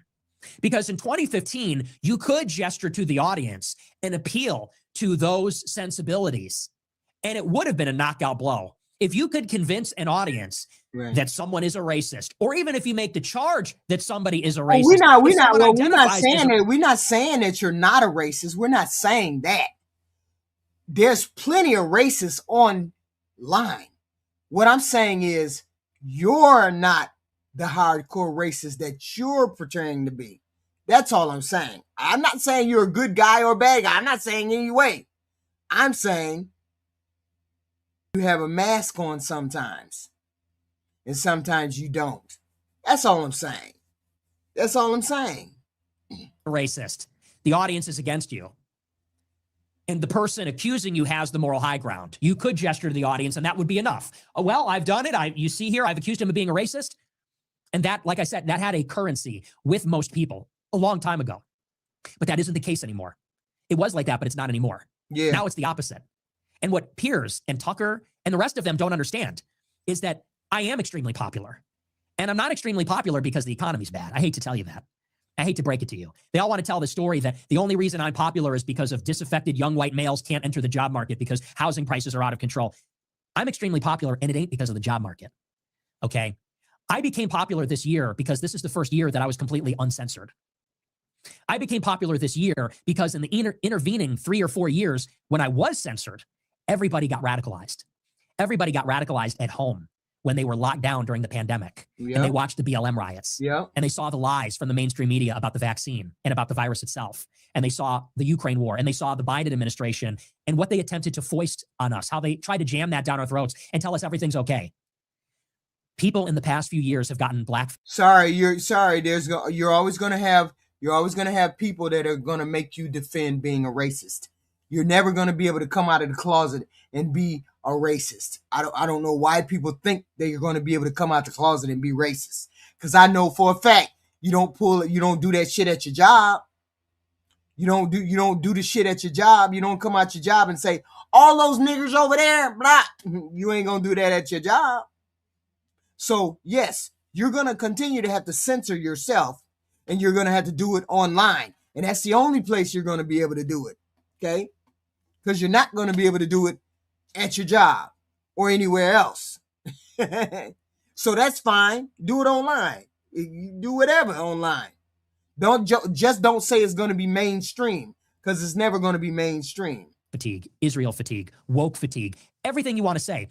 In the intervening 3 years, when I was banned, everybody caught up with me. Everybody got as radical as me, so that by the time I became uncensored, it was a match. By the time I became uncensored, there was a general public that had an appetite for it already. I maybe didn't even necessarily make them red-pilled. I didn't make them racist, sexist, the rest of it. They were those things. They had an appetite for those things. They had those feelings. They had those thoughts. Mm-hmm. And then I was allowed on Instagram, and I simply said them out loud. And for that, I became extremely popular this year. And again, not because they're mad about jobs, but because they see the behavior of black people in these cities after the George Floyd deconstruction of the police departments. It's social and cultural. They agree with what I say about that issue. Because throughout 20... You can't even correct a black person without... I don't understand what that means. That makes no sense. Correcting a person because you can't correct a person because you're racist. That only make no sense. 23 and 2024, we saw Israel committed genocide against Gaza, right? And we saw our Jewish-controlled media run cover for it. We saw one Jewish broadcaster after another from various Jewish media conglomerates give totally biased coverage. People like Ben Shapiro that obviously care far more about Israel, all they could do was talk about anti-Semitism and the Holocaust, while out of the other side of their mouth, they were saying, kill them all, there's no innocents, kill the children. That's why people like me. It's social and cultural. It's political. It's not because the economy's bad. It's not bitter, angry people with no jobs. It's a broad spectrum. It's white people and non-white people. It's men and women. It's young people and it's old people. It's broke people and it's rich people. Because everybody is seeing what is happening to the country because it's all online. It's all on TikTok. It's all on X. It's all on Instagram Reels. And people are tired of it, all of it. The mass migration, the black crime, the Israeli control over our society, the Jewish oligarchs controlling our society. People are done. And what they like about me is I have the balls, or I am in a position because I've already been canceled that I can say these. Yeah, that's that wild shit. Yeah, you're right. Because people agree with me, then I gotta be right. Just because some people agree with you doesn't mean all people agree with you. No, it wasn't a majority of Americans, Brian. Why do you people keep saying that? I swear to God, y'all got to do math. You really got to do math. Things openly, with no shame, with no fear, articulately, because I've been talking about these things for years, and I say them without shame or reservation. That's why people like me. And what's funny is that Piers brings me on to expose that I have all those views in his mind to a public that is ignorant of those things. Right. But he's the ignorant one. He doesn't know that the public agrees with me. He doesn't know that there's nothing to expose. The clips he played on his show are clips that have gone mega viral many times over on Instagram and TikTok already. And they went viral because people retweeted them. They reshared them. They sent them in group chats and in private messages. And they laughed at those clips with their friends. And they said, this is hilarious. I agree. So what's the game? You're going to expand viral on Instagram because people agree. You're going to expose them to an audience that's seen them? For what purpose? Right. They're going to not like what they agree with? It doesn't make any sense. And that's just it. In 2025, calling somebody those names, shaming people, guilting people over that kind of stuff, that no longer has currency. It has no power. Times have changed. People have changed. The country has changed. We have gone over the hill with wokeness. And what the fuck did you think that meant? Because Piers did too. Piers pushed LGBT on children's education. He pushed the COVID lockdown and the vax mandate. He pushed the Israeli genocide in Gaza. He now says he's anti-woke. Well, Piers, what did you think it meant to be anti-woke? Did you think it meant LGB without the T? Did you think it meant no Muslims in the UK, but Indians come on in and replace us? Did you think it meant there's only two genders, but men and women are definitely the same? And they're completely equal and there's no meaningful differences. What exactly did you think that meant? Everybody is sick of it. Everybody's tired of it. Everybody feels like I do. There's nothing there to expose. And you're not going to have a sympathetic audience, and you have no moral high ground. And without that, you have nothing. And I said this during the interview. I said, the reason you're losing to people like me, your generation's going out, you're an out-of-touch boomer. The reason I'm popular and surging, and you don't get it, the reason my generation is the way it is, and the rest of it, I said it's because of the way that you belittle and talk about those issues. He had a little moment in there. We were talking about Hitler, and we'll get to that, and white genocide. He said, oh, you think poor white Christians are being replaced? You think those poor white Christians are being genocided? Oh, poor white Christians. I said, that tone, the tone throughout. Oh, so you're a dinosaur. You're a misogynist. Oh, blah. I said, that tone you're taking, the haughty, morally superior, liberal, woke tone. I said, that is a reason why you're losing. That is the reason why your opinions are becoming irrelevant. That's why everyone's laughing at you. Country's changed. So a lot of people said in the comments, they said, well, this is what happens when a boomer and a zoomer talk to each other. That is totally true. There's clearly a generational divide, but it's bigger than that. It's that the audience has completely changed. And that is a real victory, I think, because it is true that 10 years ago, had Piers done the shtick of, oh, okay, you're a misogynistic, sexist, racist, anti-Semite, people go, oh, yeah, well, he is. Yeah, that's really shameful. Oh, my heavens, you can't say that. Now everyone's rooting for that. And by the way, what's on Instagram, it's even worse than what I say. I see clips of Gypsy Crusader. They get 300,000 likes on Instagram. 300,000 likes, millions of views. There are AI translated Hitler speeches that go mega viral on TikTok and Instagram. The people are way past that sort of thing. On that note, I want to talk a little bit about Hitler because he got really hung up on Hitler. And he asked me, do I affirm the Holocaust? Do I think Hitler is cool? And he got all bent out of shape. He said, I don't think Hitler is really cool. I think he's really a monster and he's the worst mass murderer and this, that, and the other. And, he asked me, what is it about Hitler that's cool? And I said, well, the edits, these video edits of Hitler set to music. They show the parades, the military, the speeches, the charisma. And that's just true. That's why I think it's cool. But after the interview, I was thinking to myself, why is Hitler cool? Because he definitely is. And when I say cool, I'm not saying he's good. I'm not saying he's great or anything like that. I'm saying he's cool. Darth Vader is cool. Hitler is cool. He's cool. When you watch the videos, well, you sort of have to be cool. How do you win the absolute allegiance? Yeah, but the whole thing is, it's not a matter of because everyone agrees with him. It's not a matter of everyone agreeing with him because everyone doesn't agree with him. It's just a matter of, hey, when you go on and see, the thing is, all of these generations live on the internet. You live on the internet. Why do you think he will never be able to hold office, or he will never be able to do X, Y, and Z? Why do you think that is? Okay. Why do you think that is?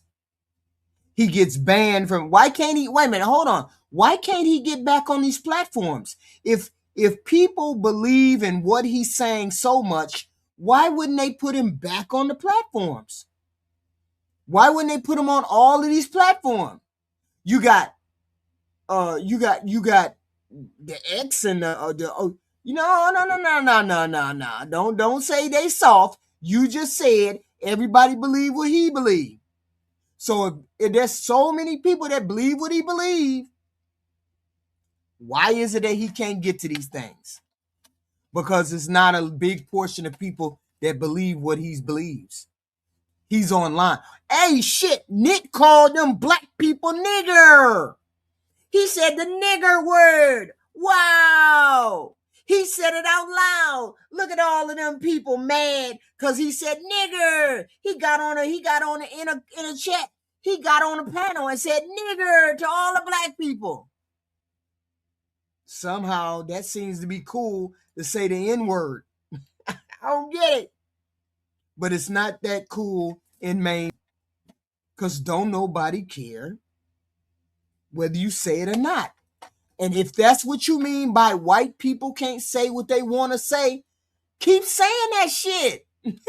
What difference is that gonna make? You just gonna piss off the white people? And them the people that got to give you the job. And them the people that got to put you on the platform. If he was so mainstream, he would be back on them platforms. He would be back on them platforms if he was so mainstream. Oh no, all these people love Nick. That's not how that works. It's a lot of people online who can say shit online behind a computer and say whatever they want to say. All these videos in real life going viral. Why do you think when somebody gets on here and is racially charged like they are, they get canceled? Why do you think you hear about these white girls getting canceled every time they open up their dumbass fucking dick suckers and say, nigger? Why do you think they be getting canceled? Because that shit ain't cool outside of this internet. That shit ain't cool outside of that internet. Okay? So don't put that person on a pedestal like people actually believe or people actually. You can want to say nigger all you want to. But that don't mean that it's mainstream in any way, shape, or form. Who is online most of the time? Y'all, you know and I know most people, parents, ain't in these chat rooms. My parents wouldn't be in this chat room. I ain't in these chat rooms. I ain't in this chat room. Trump got elected because all you motherfuckers are online. You online, you tell your friend, hey, we voting for Trump. Hey, we voting for Trump. Yeah, Trump is cool. Trump is cool. Then you find out he's a piece of shit. That's why his rating is 35%. It is what it is. So don't ever think this is going to go mainstream. That's not how that works. He's going to be banned the way he is because he's going to stay that way. Because he doubled down on this shit. Because he doubled down on it. He's going to stay where he's at. Why you think why you think them right wingers, them Jewish people, all them people, why you think they ain't trying to talk to him? They ain't trying to fuck with him. JD Vance ain't trying to fuck with him. Trump ain't trying to fuck with him.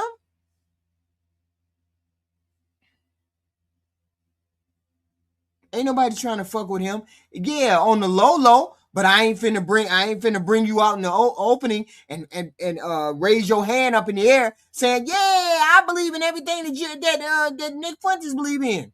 Ain't nobody trying to do that. Okay. That don't even make no sense, keg dog. You don't even make no sense. Of a nation of millions if you're not cool, if you don't have an X quality. I don't think anyone would deny that he's a charismatic speaker, a visionary, imaginative, that sort of thing, whether for good or for bad. Most would say bad, of course. But he's certainly cool. And I was thinking, because I saw a lot of the edits after the interview, people took that clip where I said, well, the edits, and then they spliced it with a Hitler edit, a hype edit where there's Euro pop music, techno music blasting, and it's the tanks and it's the speeches. And I was thinking, what is it about Hitler that's cool? Why does it tickle? Because kids love Hitler. Kids love Hitler. Young men see the edits. It's edgy. It's transgressive. There's something. I welcome all people in my chat. I just don't welcome people who gonna be disrespectful. If you're gonna be disrespectful, please go find somebody else to play with. Find somebody else to play with, because I don't mind saying shit. Okay? I don't mind saying shit on here. Okay? So go find somebody else to play with. That feels naughty and dark about it, but there's also something electrifying about it. There's something sort of interesting. And I was thinking to myself with introspection, why is it cool? And here's why. Why is Hitler cool? I'll tell you why very simply. Because what Hitler represents is if white people didn't give a fuck. That's what it represents. When you see Hitler, when you see the edits, when you see the vision, and what is the vision? The vision is grand architecture, beautiful fashion, an unstoppable military. You see white people without limits, without restraint. You see white people without the self-imposed guilt, the shame. When people see a Hitler edit and say, that's cool, they don't think about the Holocaust. There's nothing cool about killing people. I'll just go on the record and say that. There's nothing cool about killing people. There's nothing cool about extermination, about anything like that. Right. That's not why people are tickled by it. That's not why people are electrified by it. That's not part of the appeal. Right. The appeal is not the weird pagan stuff that took place. The appeal is not the cruelty. The appeal is not the bigotry or the racial hatred. That's not the appeal. The appeal is that we have been living, and by we, I mean Americans, Westerners, white people, Christians, we are living in a time where all we know is self-imposed shame and guilt and self-hatred, hating ourselves, hating our ancestors, having to apologize, rejecting the self, elevating and supporting the other, the racial and ethnic minority, the immigrant, the refugee, the someone of a different religion, the oppressed, the marginalized, the dysfunctional, whatever. And we have to feel sorry. We have to feel bad. We have to listen to HR representatives. We have to do environmental studies. We have to do studies about indigenous peoples. We have to do land acknowledgements.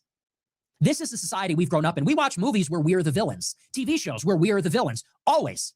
You watch Chicago PD, great show. Chicago PD, it's a show, it's a drama about police in Chicago. What do police in Chicago have to deal with every day? What, in real life?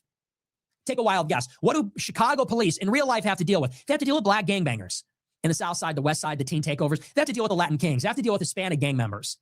In the show, you would know that. It's always white people. And in the movies, the villain, always white people. In Star Wars, the new... Oh, shit. Here we go with that white male victim shit. Why we got to be the ones that are the victims? Why y'all got to make us feel guilty for the shit we did? Here go that white guilt. Here go that white victim shit I can't fucking stand. This world was made for your white ass. This country was made for your white ass. So you have had a head start in doing all of these things that you have wanted to do. You should have figured out how to engineer all white people to stay in charge and all white people to stay in this country. But you didn't. You didn't. Now you mad at us. Now you mad at us that we fucking caught up. Now you mad at us. Now you fucking mad at us. That's crazy. That white guilt, that white victim shit, that's crazy. Star Wars, the Disney Star Wars. It's a ragtag group of Asians, blacks, Asians, Hispanics, women. I think I said Asians twice. Against white supremacist men in the empire. It's a self-hatred, and it runs so deep. It's in our cultural language. And so that's our fault that you got that guilt. It's our fault that you got that. You need to work that shit out. You can't weaponize it against me. Now we got to feel sorry for the white man? What? Now we got to feel sorry for the white man who done had 400 years of a head start? Now we got to feel bad for you? That's crazy. It's embedded in it, and it's ubiquitous, and it's everywhere. And what people see in this transgressive narrative, what we're shamed about, is this idea, what if we took the chains off? What if whites, what if Europeans, what if Americans took the chains off of ourselves, and which did have been what? self-imposed? And did what? What if we make a decision? And did what? To think freely, act freely, to do what is best for ourselves. Right. To take care of ourselves, to be proud of ourselves, to be proud of our children. Nobody's saying you can't do that. We don't understand. What do you mean? Jews will not replace you? Is that what you're saying? This is that white shit. This is the white victim mentality shit. Just grow the fuck up and act like you're a human being and act like everybody else is a human being too. Act like everybody else is on the same level as you and then you won't have a problem. What the fuck is going on? Why we gotta start feeling sorry for the white man now? Why we gotta start feeling bad for you because you ain't getting the right respect you think you're supposed to get? What the fuck is going on here? What? To be proud of our ancestors, to be proud of who we are. What if we did that? That is what is electrifying. That is what excites people. When people see the edits set to hyperpop music that are energetic, and they see grand displays, they see strength, they see glory, they see beauty, they see ambition, imagination, they see these things. And again, I understand that is not a perfect or even accurate representation of everything that was going on. It doesn't account for the atrocities. It doesn't account for the cruelty and those things that were done. But to celebrate for a moment the forward-thinking nature of those things, the optimism, the pride, kick, because we're so used to the exact opposite. That's the appeal. What it represents is, what if we went hard as fuck? That's what Hitler represents. What if white people went hard as fuck and we didn't have to pander? We didn't have to pander. We didn't have to make excuses. We didn't have to apologize. We didn't have to do all these rich. Wait a minute, I thought you were going hard as fuck. I'm confused. He ain't going hard as fuck? I thought he was going hard as fuck. What the hell is going on? I thought he was going hard as fuck. So he ain't. What's hard as fuck? I don't understand. What's hard as fuck? What does he mean? What do you mean? You already out here calling people the hard ER. What do you mean? I'm confused. I'm confused. What is he talking about? Rituals, humiliation rituals that we have to do. It wasn't refugees welcome. It wasn't we're so sorry. It wasn't the original sin of slavery. It wasn't our ancestors were evil. It wasn't, well, we're trying to be better and we're doing the work and we acknowledge we're on stolen land. It was, what if, fuck it, we're going hard. That's what it represents. And that's why young people are drawn to that. And I don't think that people should make that. I don't think that people like Piers should make that a sticking point. I think that's a big mistake. Because if you make that a shit test, disavow Hitler, you have to say Hitler isn't cool. He said, you need to listen to this old Jewish guy. You have to listen to Finkelstein or whatever. You have to listen to this guy talk about his mom and dad. People are going to say, you know what? We don't want to hear it. We don't want to hear it. I don't want to hear another guest. I don't want to hear another foreigner, because that's all it is. That's what American history is. It's Columbus killed the natives, then we enslaved the blacks, then Hitler killed the Jews, then we were racist, and we're all pieces of shit, and we should all hate ourselves, and that's why we need to bring on the immigrants, because we're racist and we're all terrible. And if you're telling us that we have to repudiate, oh, you have to say Hitler's not cool, you can never make jokes and you can never say anything, and you need to feel shame, and you need to make me feel your shame, you need to mean it when you're ashamed, people are going to say, fuck you. Fuck off.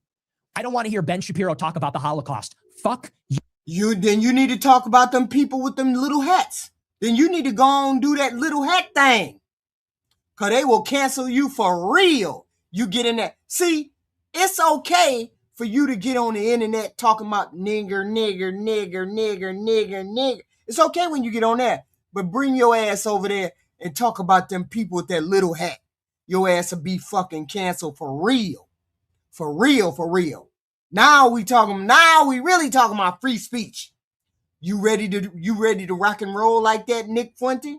Are you really ready to rock and roll like that? Are you really ready to rock and roll like that with the people with the little hat? Because you people know what I'm talking about in the chat. Get your ass on there talking about them little people with them little hats and see how far you get. Don't worry about saying a nigga. Don't worry about that. We want you to start saying that shit with them little people hat. Then you really talking. Okay? Then you really talking. Okay? But right now, that's all he doing is talking. That's all he doing is talking. And the rest of y'all pussies. Because the rest of y'all ain't going to act on it. Because you don't have enough to act on it. It's okay. It's okay. But I bet you won't get out of pocket with them little hats, though. I bet you won't get out of pocket with them little hats, though. Yeah, that's why he's over in the corner on some Rumble shit. That's why he's over there on the Rumble shit. Okay? That's why he getting canceled from his banking, canceled from his credit cards, because he's saying the shit he wants to say. We're telling him, you can't say everything you want to say. He's saying, I'm going to say it anyway. Okay, then stay your ass over there canceled then. Don't nobody give a fuck. stay over there and be canceled then. But I do know if he really want to take it there and he want to fuck with them people with them little hats, oh, you gonna be more than canceled, goddammit. You gonna be more than canceled. You fuck with them people with the little hat. Okay? So when you can fuck with them people, you can fuck with them little hat people for real, then we talking. But you just being able to say nigger, being able to say that ain't shit. You proved that it ain't shit to say nigger. But get on that fool la with that little hat. Then we talking about free speech. Otherwise, shut your ass up. Talking about free speech. We want to be unrestrained. You ain't unrestrained. You know better. You getting burnt up. You know better. That's right. You know better. Shut your ass up when you talking about free speech, because free speech ain't free. That's all he got to do is say nigga. That's fine. Go ahead. Don't nobody care. You start fucking with them little head people, this shit ain't gonna be funny. Okay? It's okay, but that shit ain't gonna be funny. So when this white boy keeps saying, I'm gonna be unrestrained. I'm gonna be unrestrained. You ain't gonna tell me what to do. Yeah, okay. He just said that. He just said, we tired of being restrained. We tired of being nice. We tired of doing X, Y, and Z. You know what the fuck he said. I bet you he won't get all the way the fuck out of pocket with them little hats. I bet you he won't, and I bet you won't. So shut the hell up when it come to free speech. Because you ain't got no free speech. Not as long as them people are in charge. You ain't in charge, shut your ass up. The N-word don't mean jack shit. I done said it 20, 30 times in here. What you talking about? You go home. I'm not going to feel sorry. I'm not going to feel bad. And you want to know why? And everyone understands this. Our country is going to shit. Everyone knows it. That's the bottom line. Bigger than all of this, it's a very simple idea. The simplest, most fundamental form of the idea behind all of it is this. Everything is going to shit. That's not what I said. What I said was he says the N-word all the time on the show. He says it all the time. Don't nobody give a fuck what he say that when he say that. Nobody. We don't even give a fuck that he say that. Who cares? But he won't say the other shit for the little hat people. So he's a hypocrite. And anybody else that follow him is a hypocrite. Because you know you say that shit and you won't be on this internet too much. We all know the way things used to be. We all know the way it used to be because we've seen the videos. And it's like a portal to another universe. You see these videos of LA, Detroit, Chicago, St. Louis, New York, San Francisco in the 1950s, the 1940s. And we see what it was like. And we see what we could have had. And it's lost. It's gone. And everyone knows it. Everyone knows things have gotten worse. And we know exactly why. Because in 1968, MLK Jr. got shot and race riots destroyed all those cities. Detroit was the Paris of the Midwest. Now it's a fucking dump. And then after all the cities got turned into a dump and the whites fled, then they poured the immigrants in.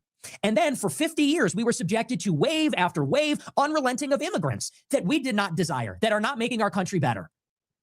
And that doesn't mean that they're horrible people. We don't need to say they're bad people, but they're people that are not improving the country. We all know that the types of things that we had qualitatively are different. I'll give you an example from the city of Chicago. My great uncle used to run security at Marshall Fields. Marshall Fields was a flagship department store in Chicago. It was basically like a World Heritage site. And every Christmas, they put up elaborate decorations and a tree and window displays. Make it make sense, Ulysses. Make it make sense. He's a ball of contradiction. As long, see, I believe you. You can say whatever you want to on your channel. I don't care.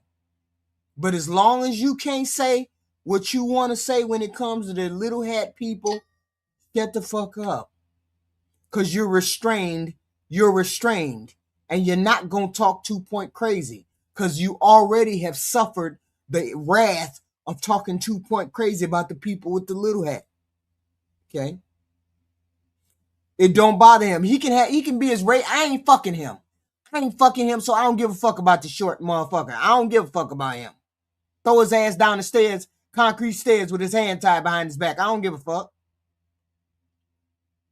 But he know where his bread and butter is at. He knows damn well he ain't gonna get out here talking 2-point crazy about that little hat. So all this noise, kill all this noise you talking. Kill all that noise you talking. Because if you ain't gonna go hard and talk about the little hat people, shut your ass up. Because you just talking. Because don't nobody care about the N-word. The N-word will get your ass canceled and fired. But the little hat people erase your ass from this planet. And people got dressed up when they went there. It was a big deal to go Christmas shopping at Marshall Fields. That's a time when people cared. That's a time when people cared about the customer and the quality of the experience. And there was a real commons, a real sense of pride in our public gatherings, our public spaces. And it was a big deal. People got dressed up and they went downtown like beautiful decorations and they shopped. My great uncle ran security there, my great uncle Tony. And now you go to these stores and people are getting shot. There's no decorations. Nobody gives a shit. It's a free-for-all. You go to Macy's, you go to Marshall Fields, it looks like a flea market. And everybody in there is speaking a different language. And everybody in there is acting like it's a free-for-all. Kids running everywhere. It's a nightmare. These are the quality. That's exactly how they feel when it comes to Charlie Kirk. A lot of these people would say, oh, Charlie Kirk just spoke the truth. Charlie Kirk said some heinous, racist shit. He said some heinous, racist shit. Okay? But that's how they feel. Okay? Don't nobody give a fuck how you feel. You can't say what you want to in this world. You just can't. Not every time. You can say what you want to behind the keyboard, but you can't say nothing in real life. You can't say nothing. You just can't say what the hell you wanted to say. Things that we're losing. That's our civilization. That's our society. That's the way things used to be. It's not about the technology. It's not about the GDP, whether you can assign a dollar amount to things. People say, well, the economy grew and we have TVs now, but we lost. I just went through explaining to you about the little people hat. I just went and I explained it to you. Yeah, Charlie Kirk was great. Goofy. Charlie Kirk was on that goofy shit just like Nick is on the goofy shit. Charlie Kirk just had people saying, what was Charlie Kirk? Charlie Kirk pretended like he wasn't racist, but he was. Just was. Something qualitative. We lost something that cannot be measured, and we lost it because of diversity. We lost it because we gave up. We lost it because we blamed ourselves. We became guilty. We lost the standards. We started making excuses for everybody. This is the simplest form of the idea. We have lost something that is priceless, something that is not recoverable. We were cheated. It was our inheritance. Thousands of years of culture, thousands of years of cultural and genetic transmission, of wars and battles, of industry and intellectual pursuit gave us the civilization of the last century. And it's gone now. It's all gone. It has been destroyed. And I know you didn't jump your ass in that chat. I know you didn't jump your ass in the chat and tell me to keep my motherfucking mouth shut. Bitch, you done lost your mind, Lord Black Video. You really done lost your motherfucking mind, cunt. Don't come to my chat telling me what I'm gonna do, ever. Destroyed, and it's never coming back. And it's that profound and deep sense of loss and alienation from our own home, from our own identity, from our own parents, from our own history. And see, this is that victim shit I don't like from white men. This is the victim thing that you get from white men. This is what they saying now. Oh my God, we were so nice. Now we so nice. Now we getting treated so bad now. We are the victims. They just done treated us so bad. We because we felt guilty, we let them in, and now we feel so bad. This is that white men victim shit. This shit is wild. That white victim men shit. That is what is driving this. That's the problem. And it's implicit in Piers Morgan, his glib defense of mass migration when he says, well, the curry is really good. The curry? Fuck you. You think the curry can replace the civilization that gave us Shakespeare and the Magna Carta? You think the curry replaces that? Replaces Lord Nelson? Are you crazy, little white privilege? Are you crazy? I can't help it that y'all coming up with some bullshit. This is the shit that Charlie Kirk tried to put out there. It ain't what y'all called it, but this is what y'all called it. This is what Charlie called it. Why should I feel guilty because of black folk? Why should I feel guilty because of X, Y, and Z? We the same. I don't believe in race. We built the same way.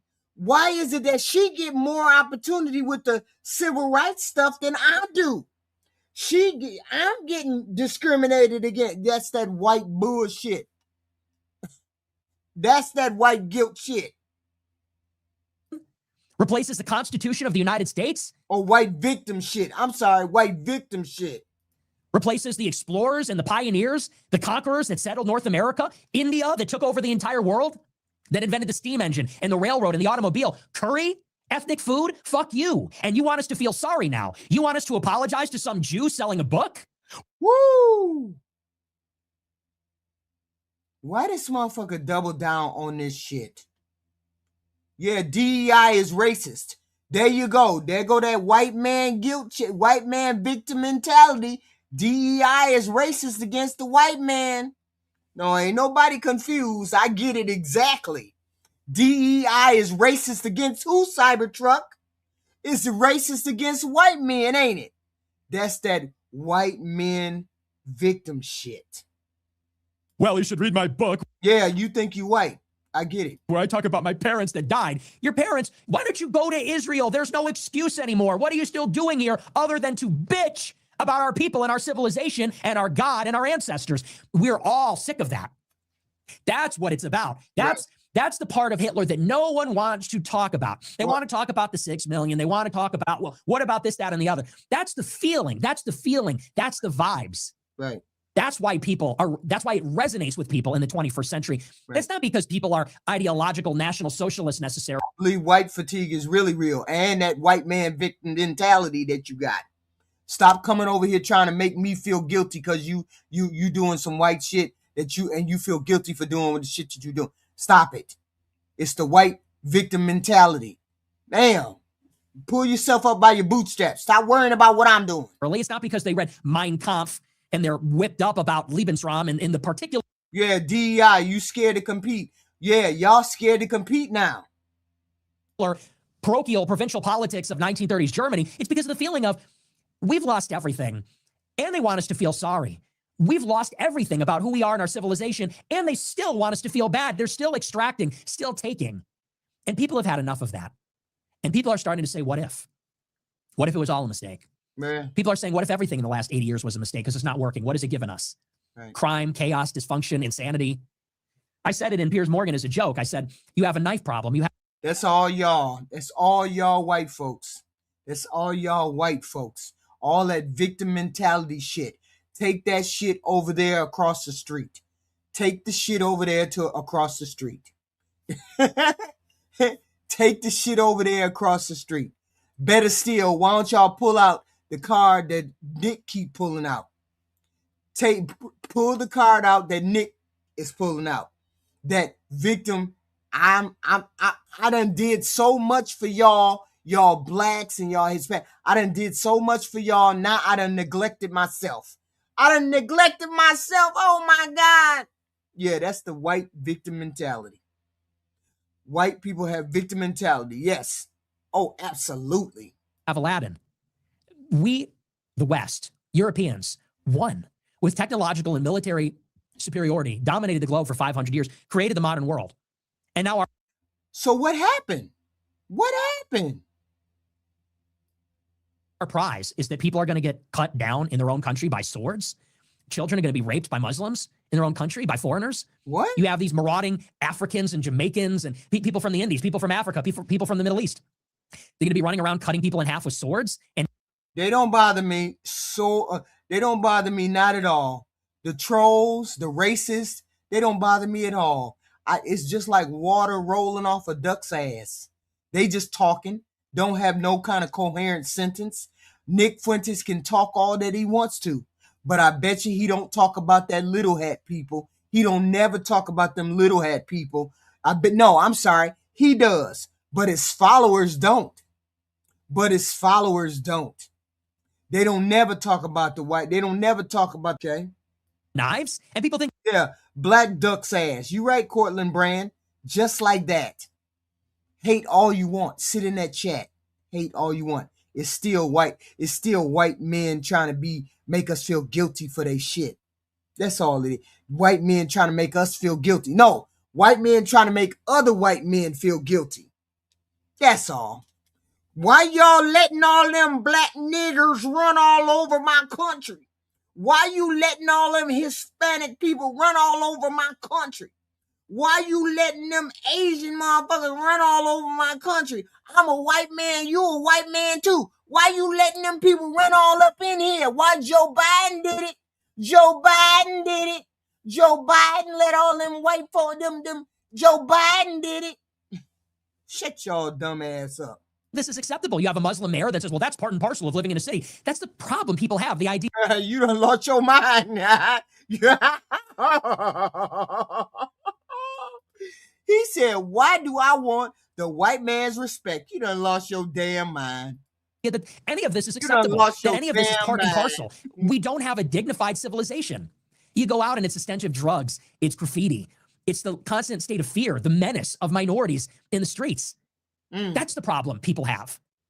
And the idea that we have to be okay with all of it. So I thought long and hard about it after the show. He said, so what is it that's cool about Hitler? And I watched some of the edits and I said, why do I like this? Why do I like this? What is this feeling that I like? Oh, it makes me feel proud. It makes me feel like there's possibilities. There's not this constant shaming from hostile interlopers that don't even like us to boot. Jewish people that in some ways inherently resent us. They say things like Europeans have anti-Semitism in their DNA and they're shaming us. You don't even like us. I said in the interview, they're counting down the days until whites are a minority and they're shaming us, telling us we should feel sorry and they hate us and we're listening to them. And it's no different from black people that say, no, I ain't said nothing about poor white. I don't care one way or the other whether you black, white, Hispanic. Don't nobody stand taller than me. So let's get that straight. I'm not waiting for anybody to do anything for me. This is the white guilt that we're listening from Nick Fuentes. We're listening to that victim mentality, white victim mentality thing from Nick Fuentes. I'm sorry. Your man is expressing that. Address your man. Why the hell is he over here whining about why y'all letting all these foreigners come in our country? Why y'all letting us do that? Talk to your boy. That's that victim mentality shit your boy talking about. I ain't saying shit. you need to feel sorry about slavery, and they hate us. This is the problem that people have. This is where my appeal comes from. This is why this stuff is resonating. Now, you don't like it. Maybe you don't like it. Maybe you don't want to hear that. Maybe you find that deeply problematic, but that's what it is. Hell no. And that's true. And it gets to the central point, which I'll finally arrive at. Why do we say Hitler's cool and make jokes about this? Because we are destroying the secular religion of liberalism and the Holocaust, which go hand in glove. That's why. He asked me about the 6 million. To tell you the truth, I don't know how many Jews died during the Holocaust. I don't care. Right. I don't care. And I'll say it's 300,000. I'll say it's 100 million because I want you to know that I don't care. I want you to know that I don't take it serious. I want you to know that I don't care. I bet you a lot of y'all won't be talking that foo-foo la. Go on your job and start talking that foo-foo la-la. Go on your job and start talking that foo-foo la-la. I love the way y'all get into a black woman's chat. A black woman's chat who don't give a fuck what you put in the chat. I love the way y'all get into the chat and start talking about shit, trying to bait me. I don't get baited by peons. Stop it. I don't get baited by race. Stop it. So stop saying that. That don't even make sense to me. Seriously. Every death is a tragedy. You in a black woman's chat talking about baiting a black woman. That shit don't even make sense to me. You ain't y'all the ones who asking people whether what's a man or a woman? You don't know that answer neither? Y'all don't know that answer either? Every death in a genocide is a tragedy. But you have weaponized the Holocaust against me and my people. You have weaponized this atrocity against my civilization in order to further your own political objectives. And as long as you're doing that, it is my obligation to blaspheme your false secular religion. So I'll say it's 300,000 or 10 million. I'll say Hitler is cool. And he said, why do you say that? I said, this is why. This reaction, the histrionics, the freaking out, phoning the expert with his book saying my mom and dad died during Stalin in the Holocaust, because I want you to know that I don't care. And I want you to get mad. And I want you to treat it like a blasphemy, because that is self-consciously and intentionally what it is. Right. The Holocaust and Hitler and racism, all these words have no power over me. Right. That's all. These words don't have no power over me. I don't care. I'm with Nick like that. Yeah, me and Nick agree. Give a fuck. What you talking about? They are his words, denotating concepts. They are his words. But these concepts have been poisonous. Hitler, the Holocaust, racism, white supremacy, white nationalism. Right. These are words that have been weaponized against us. And they carry with them these ideas, which are that we don't deserve to have a homeland. These ideas that we shouldn't be proud of who we are, that we shouldn't stand up for our religion. And, you know, to the point of a lot of these people. Ain't nobody stopping y'all from standing up for your religion. I don't understand. Who's making y'all not? Oh, okay. Nick is really, now he's starting to talk about the little people with the little hat. Okay, I got you. People, Muslims are planting a flag in Europe. They're warriors. They are planting their flag in Europe. They're taking over neighborhoods in the UK. They're doing their call to prayer. Right. They're taking up space, and they're loud and they're proud and they're daring people to try and fuck with them. Right. And they're saying there's a lot of us. There's a lot of fighting age men, and we're ready and able to fight, and we're in your streets and we're doing our prayer, and we dare you to do something about it. Right. And what do Christians do? Acquiesce and tolerate and welcome and make excuses. And we do it, by the way, for Muslims. We do it for Jews too. And on a secular level, so he's trying to make the rest of y'all white folks feel guilty. He's trying to make y'all feel guilty for being decent human beings. I get it.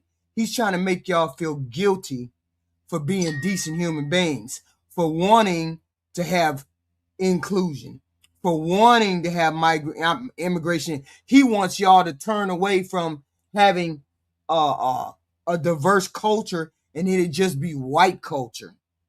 That's what he's trying to do. He's trying to guilt you all into doing that. Let's guilt all these people into saying they just want to be white and X, Y, and Z. Just guilt all these people not wanting to accept Jewish people or foreign people or anything else. Okay, he's trying to make you white people feel guilty. He ain't talking to me. He's talking to the white folks. I get it. But for these non-white immigrants, Indians and Hispanics and others that come in that don't like us, that don't like our culture. And so when we say these words and this religion has no power, we're rejecting that idea that we don't deserve to have our own country, that we are not allowed to plant our flag, that we're not allowed to plant a flag for Christ and take up space as men, as fighting age men, and get out there and plant a flag and say, try and fuck with us. Muslims can do it. Don't you feel weak? Don't you feel weak when a bunch of Muslim thugs get in the streets in New York or in London? Big Muslim guys, street toughs, get out there, taking up space, and they set up shop, and they know it offends people. They know it's provocative, and they say, bring it on. And what do we do? In our own country that our ancestors fought for, in the land of Washington and Lincoln and Jefferson and Adams, in the land of Nelson and Edward, in these countries, and we let them do it. And it's these poisonous ideas, white supremacist, Hitler, Nazi, racist, white nationalist, where we say we would never defend, we would never stand against. And the same goes for the Jews that do it in their own special way, that do it in their own way in the smoky corridors of power. It's the same thing. So that's my response to this whole interview, the shaming, the guilt tripping. You need to be ashamed. You should feel sorry. You should feel guilty. But what about what you said? Yeah, you need to talk to your wife. I apologize for nothing. I take nothing back. You want to expose me? No. Everybody supports it. Congratulations. You did your proper expose, and everybody stands with me, and nobody stands. And that's where he gets everything wrong, because otherwise he wouldn't be banned on all fucking platforms. If everybody felt like he was right, he wouldn't be banned on all fucking platforms. If he was right. Y'all do know that, right? If he was right and everybody stood with him, then he wouldn't be banned on all those platforms. But see, he loves to do that free speech shit. He loves to be that free speech shit. But the problem is, he won't do that little hat shit. He won't do none of that. It's big talk on the internet when you banned on everything. Keep talking, motherfucker. You the one got banned on TikTok and all them other things. You've been banned on all of that shit. You know the consequences of talking about them little hats. You know that. You know that. People keep saying, okay, at M5CTO2, you stand with Nick. Go to your job and act a fool just like Nick. Go to your job and say whatever the fuck you want to say. Let's see if you stand with Nick then. You know when to open your mouth and when not to, right? You know on your job, you open your mouth and say something about that little hat, you ain't gonna have no job. Okay? You know damn well you open up your mouth like that and you ain't gonna have no job. So it's okay to come on here and say, I'm a black, nigga. It's okay to come on here and say all that. But you take your ass to your job talking about them little hat people, you ain't gonna be doing that. So I don't respect you after that. We don't respect you after that. You know damn well everybody falling. You get to talking about them people with their little hat, everybody fall in line. You fall the fucking line, shut your ass up. And just because you agree with him don't mean he's correct. Truth don't get you banned. How the hell he got banned in? You sound dumb. He got banned on all his platforms. Saying the truth don't get you banned. Yes, it do. You must not be watching the news. You must be living in a cave then. 33313 money. You must live in a fucking cave. If you ain't seen how people get canceled quick as hell when they say something about the little hat or they say the N-word. You goofy. That don't even make sense. But this is okay. I understand what he went on, where he went on. But just because you got people in the chat agreeing with you does not mean that the rest of the world agrees with you, because the rest of the world canceled you. How do a motherfucker get canceled from being on flights? Can't get on no flight, can't get no credit card, can't have no banking account. How do you get banned because of that? If all these people believe what you saying, how is it that you got banned? How is it that you ain't getting your platforms back? How you ain't got your platforms back? Okay. How is it that you ain't got your platforms back if everybody believe what you believe? Wouldn't you quietly get your platforms back? Because we don't believe you. Because I know that's not to be true. I know it's not to be true. All I know is that he was on the defensive all the way through these interviews. If you're on the defensive, that means you ain't winning. That means you ain't leading. And he was on the defensive every time he got near Piers Morgan. You're not leading, you're following. He's answering questions that he didn't want to answer. He's trying to prove himself to people he didn't need to prove himself to. He giving energy to people who may or may not have his best interest at heart. That's how I saw that interview. I didn't say that interview as Nick Fuentes winning. Because when you defend yourself so much, it's like you trying to explain what the fuck you did wrong. That's the way it came across to me. Okay? Speak your truth and then stand in your square. That wasn't what we saw. That's not what I saw. Stop over explaining. Don't explain no more. Take back control. He's in control on his show. That wasn't how he was over there with Piers Morgan. That wasn't how he was over there. People keep hollering about free speech. Free speech. I want to speak freely. We gonna speak freely. Take your ass on out there and speak freely if you want to. Speak freely if you want to. Okay. Speak freely if you want to. But that's not how that goes. And we know it. You can't say what you want to in this political climate. Most people can't. And we're not trying to. Most people ain't trying to. Most people trying to get along and get along. And I get what Nick Fuentes is doing. I get it. I just look at him and say, I don't know whether I believe what you actually think. I know he wants to have a climate in which there's white people keeping with white people. But I don't see him marrying anybody. I don't see him getting a wife and having 3, 4, 5, 10 kids like that degenerate Elon Musk. If you so concerned about your legacy and having a white nationalist or white society, why you ain't out there procreating with 10, 20 different women so your seed could get out there? Why ain't your seed out there? Why you ain't putting your seed out there? If you so it being a white race 50 years from now, why you ain't got yourself putting on, why you ain't out there? Okay? Cause you're just talking crazy. You're just talking crazy. I don't believe you. I understand that you want a white ethno state. I get all of that. But you ain't doing nothing to help it come about, are you? You just talking. You just talking. And 9 times out of 10, the world used to be 30% white back in 1920. Now, it's only 7% white. I don't know. We don't know what's going on. With you and your pussy. You all, I hope you hitting the like and the share and the share button. Like and the share button, please. Subscribe to the channel. We have this content every day. We have goofy content every day about somebody. Hat and your empathetic kids and all your other nonsense. And you have to deal with that new reality. You don't have to like me. You can think I'm a jerk. You can think I'm irresponsible. You can think whatever you want about me. It's not about me. It's about what I am expressing.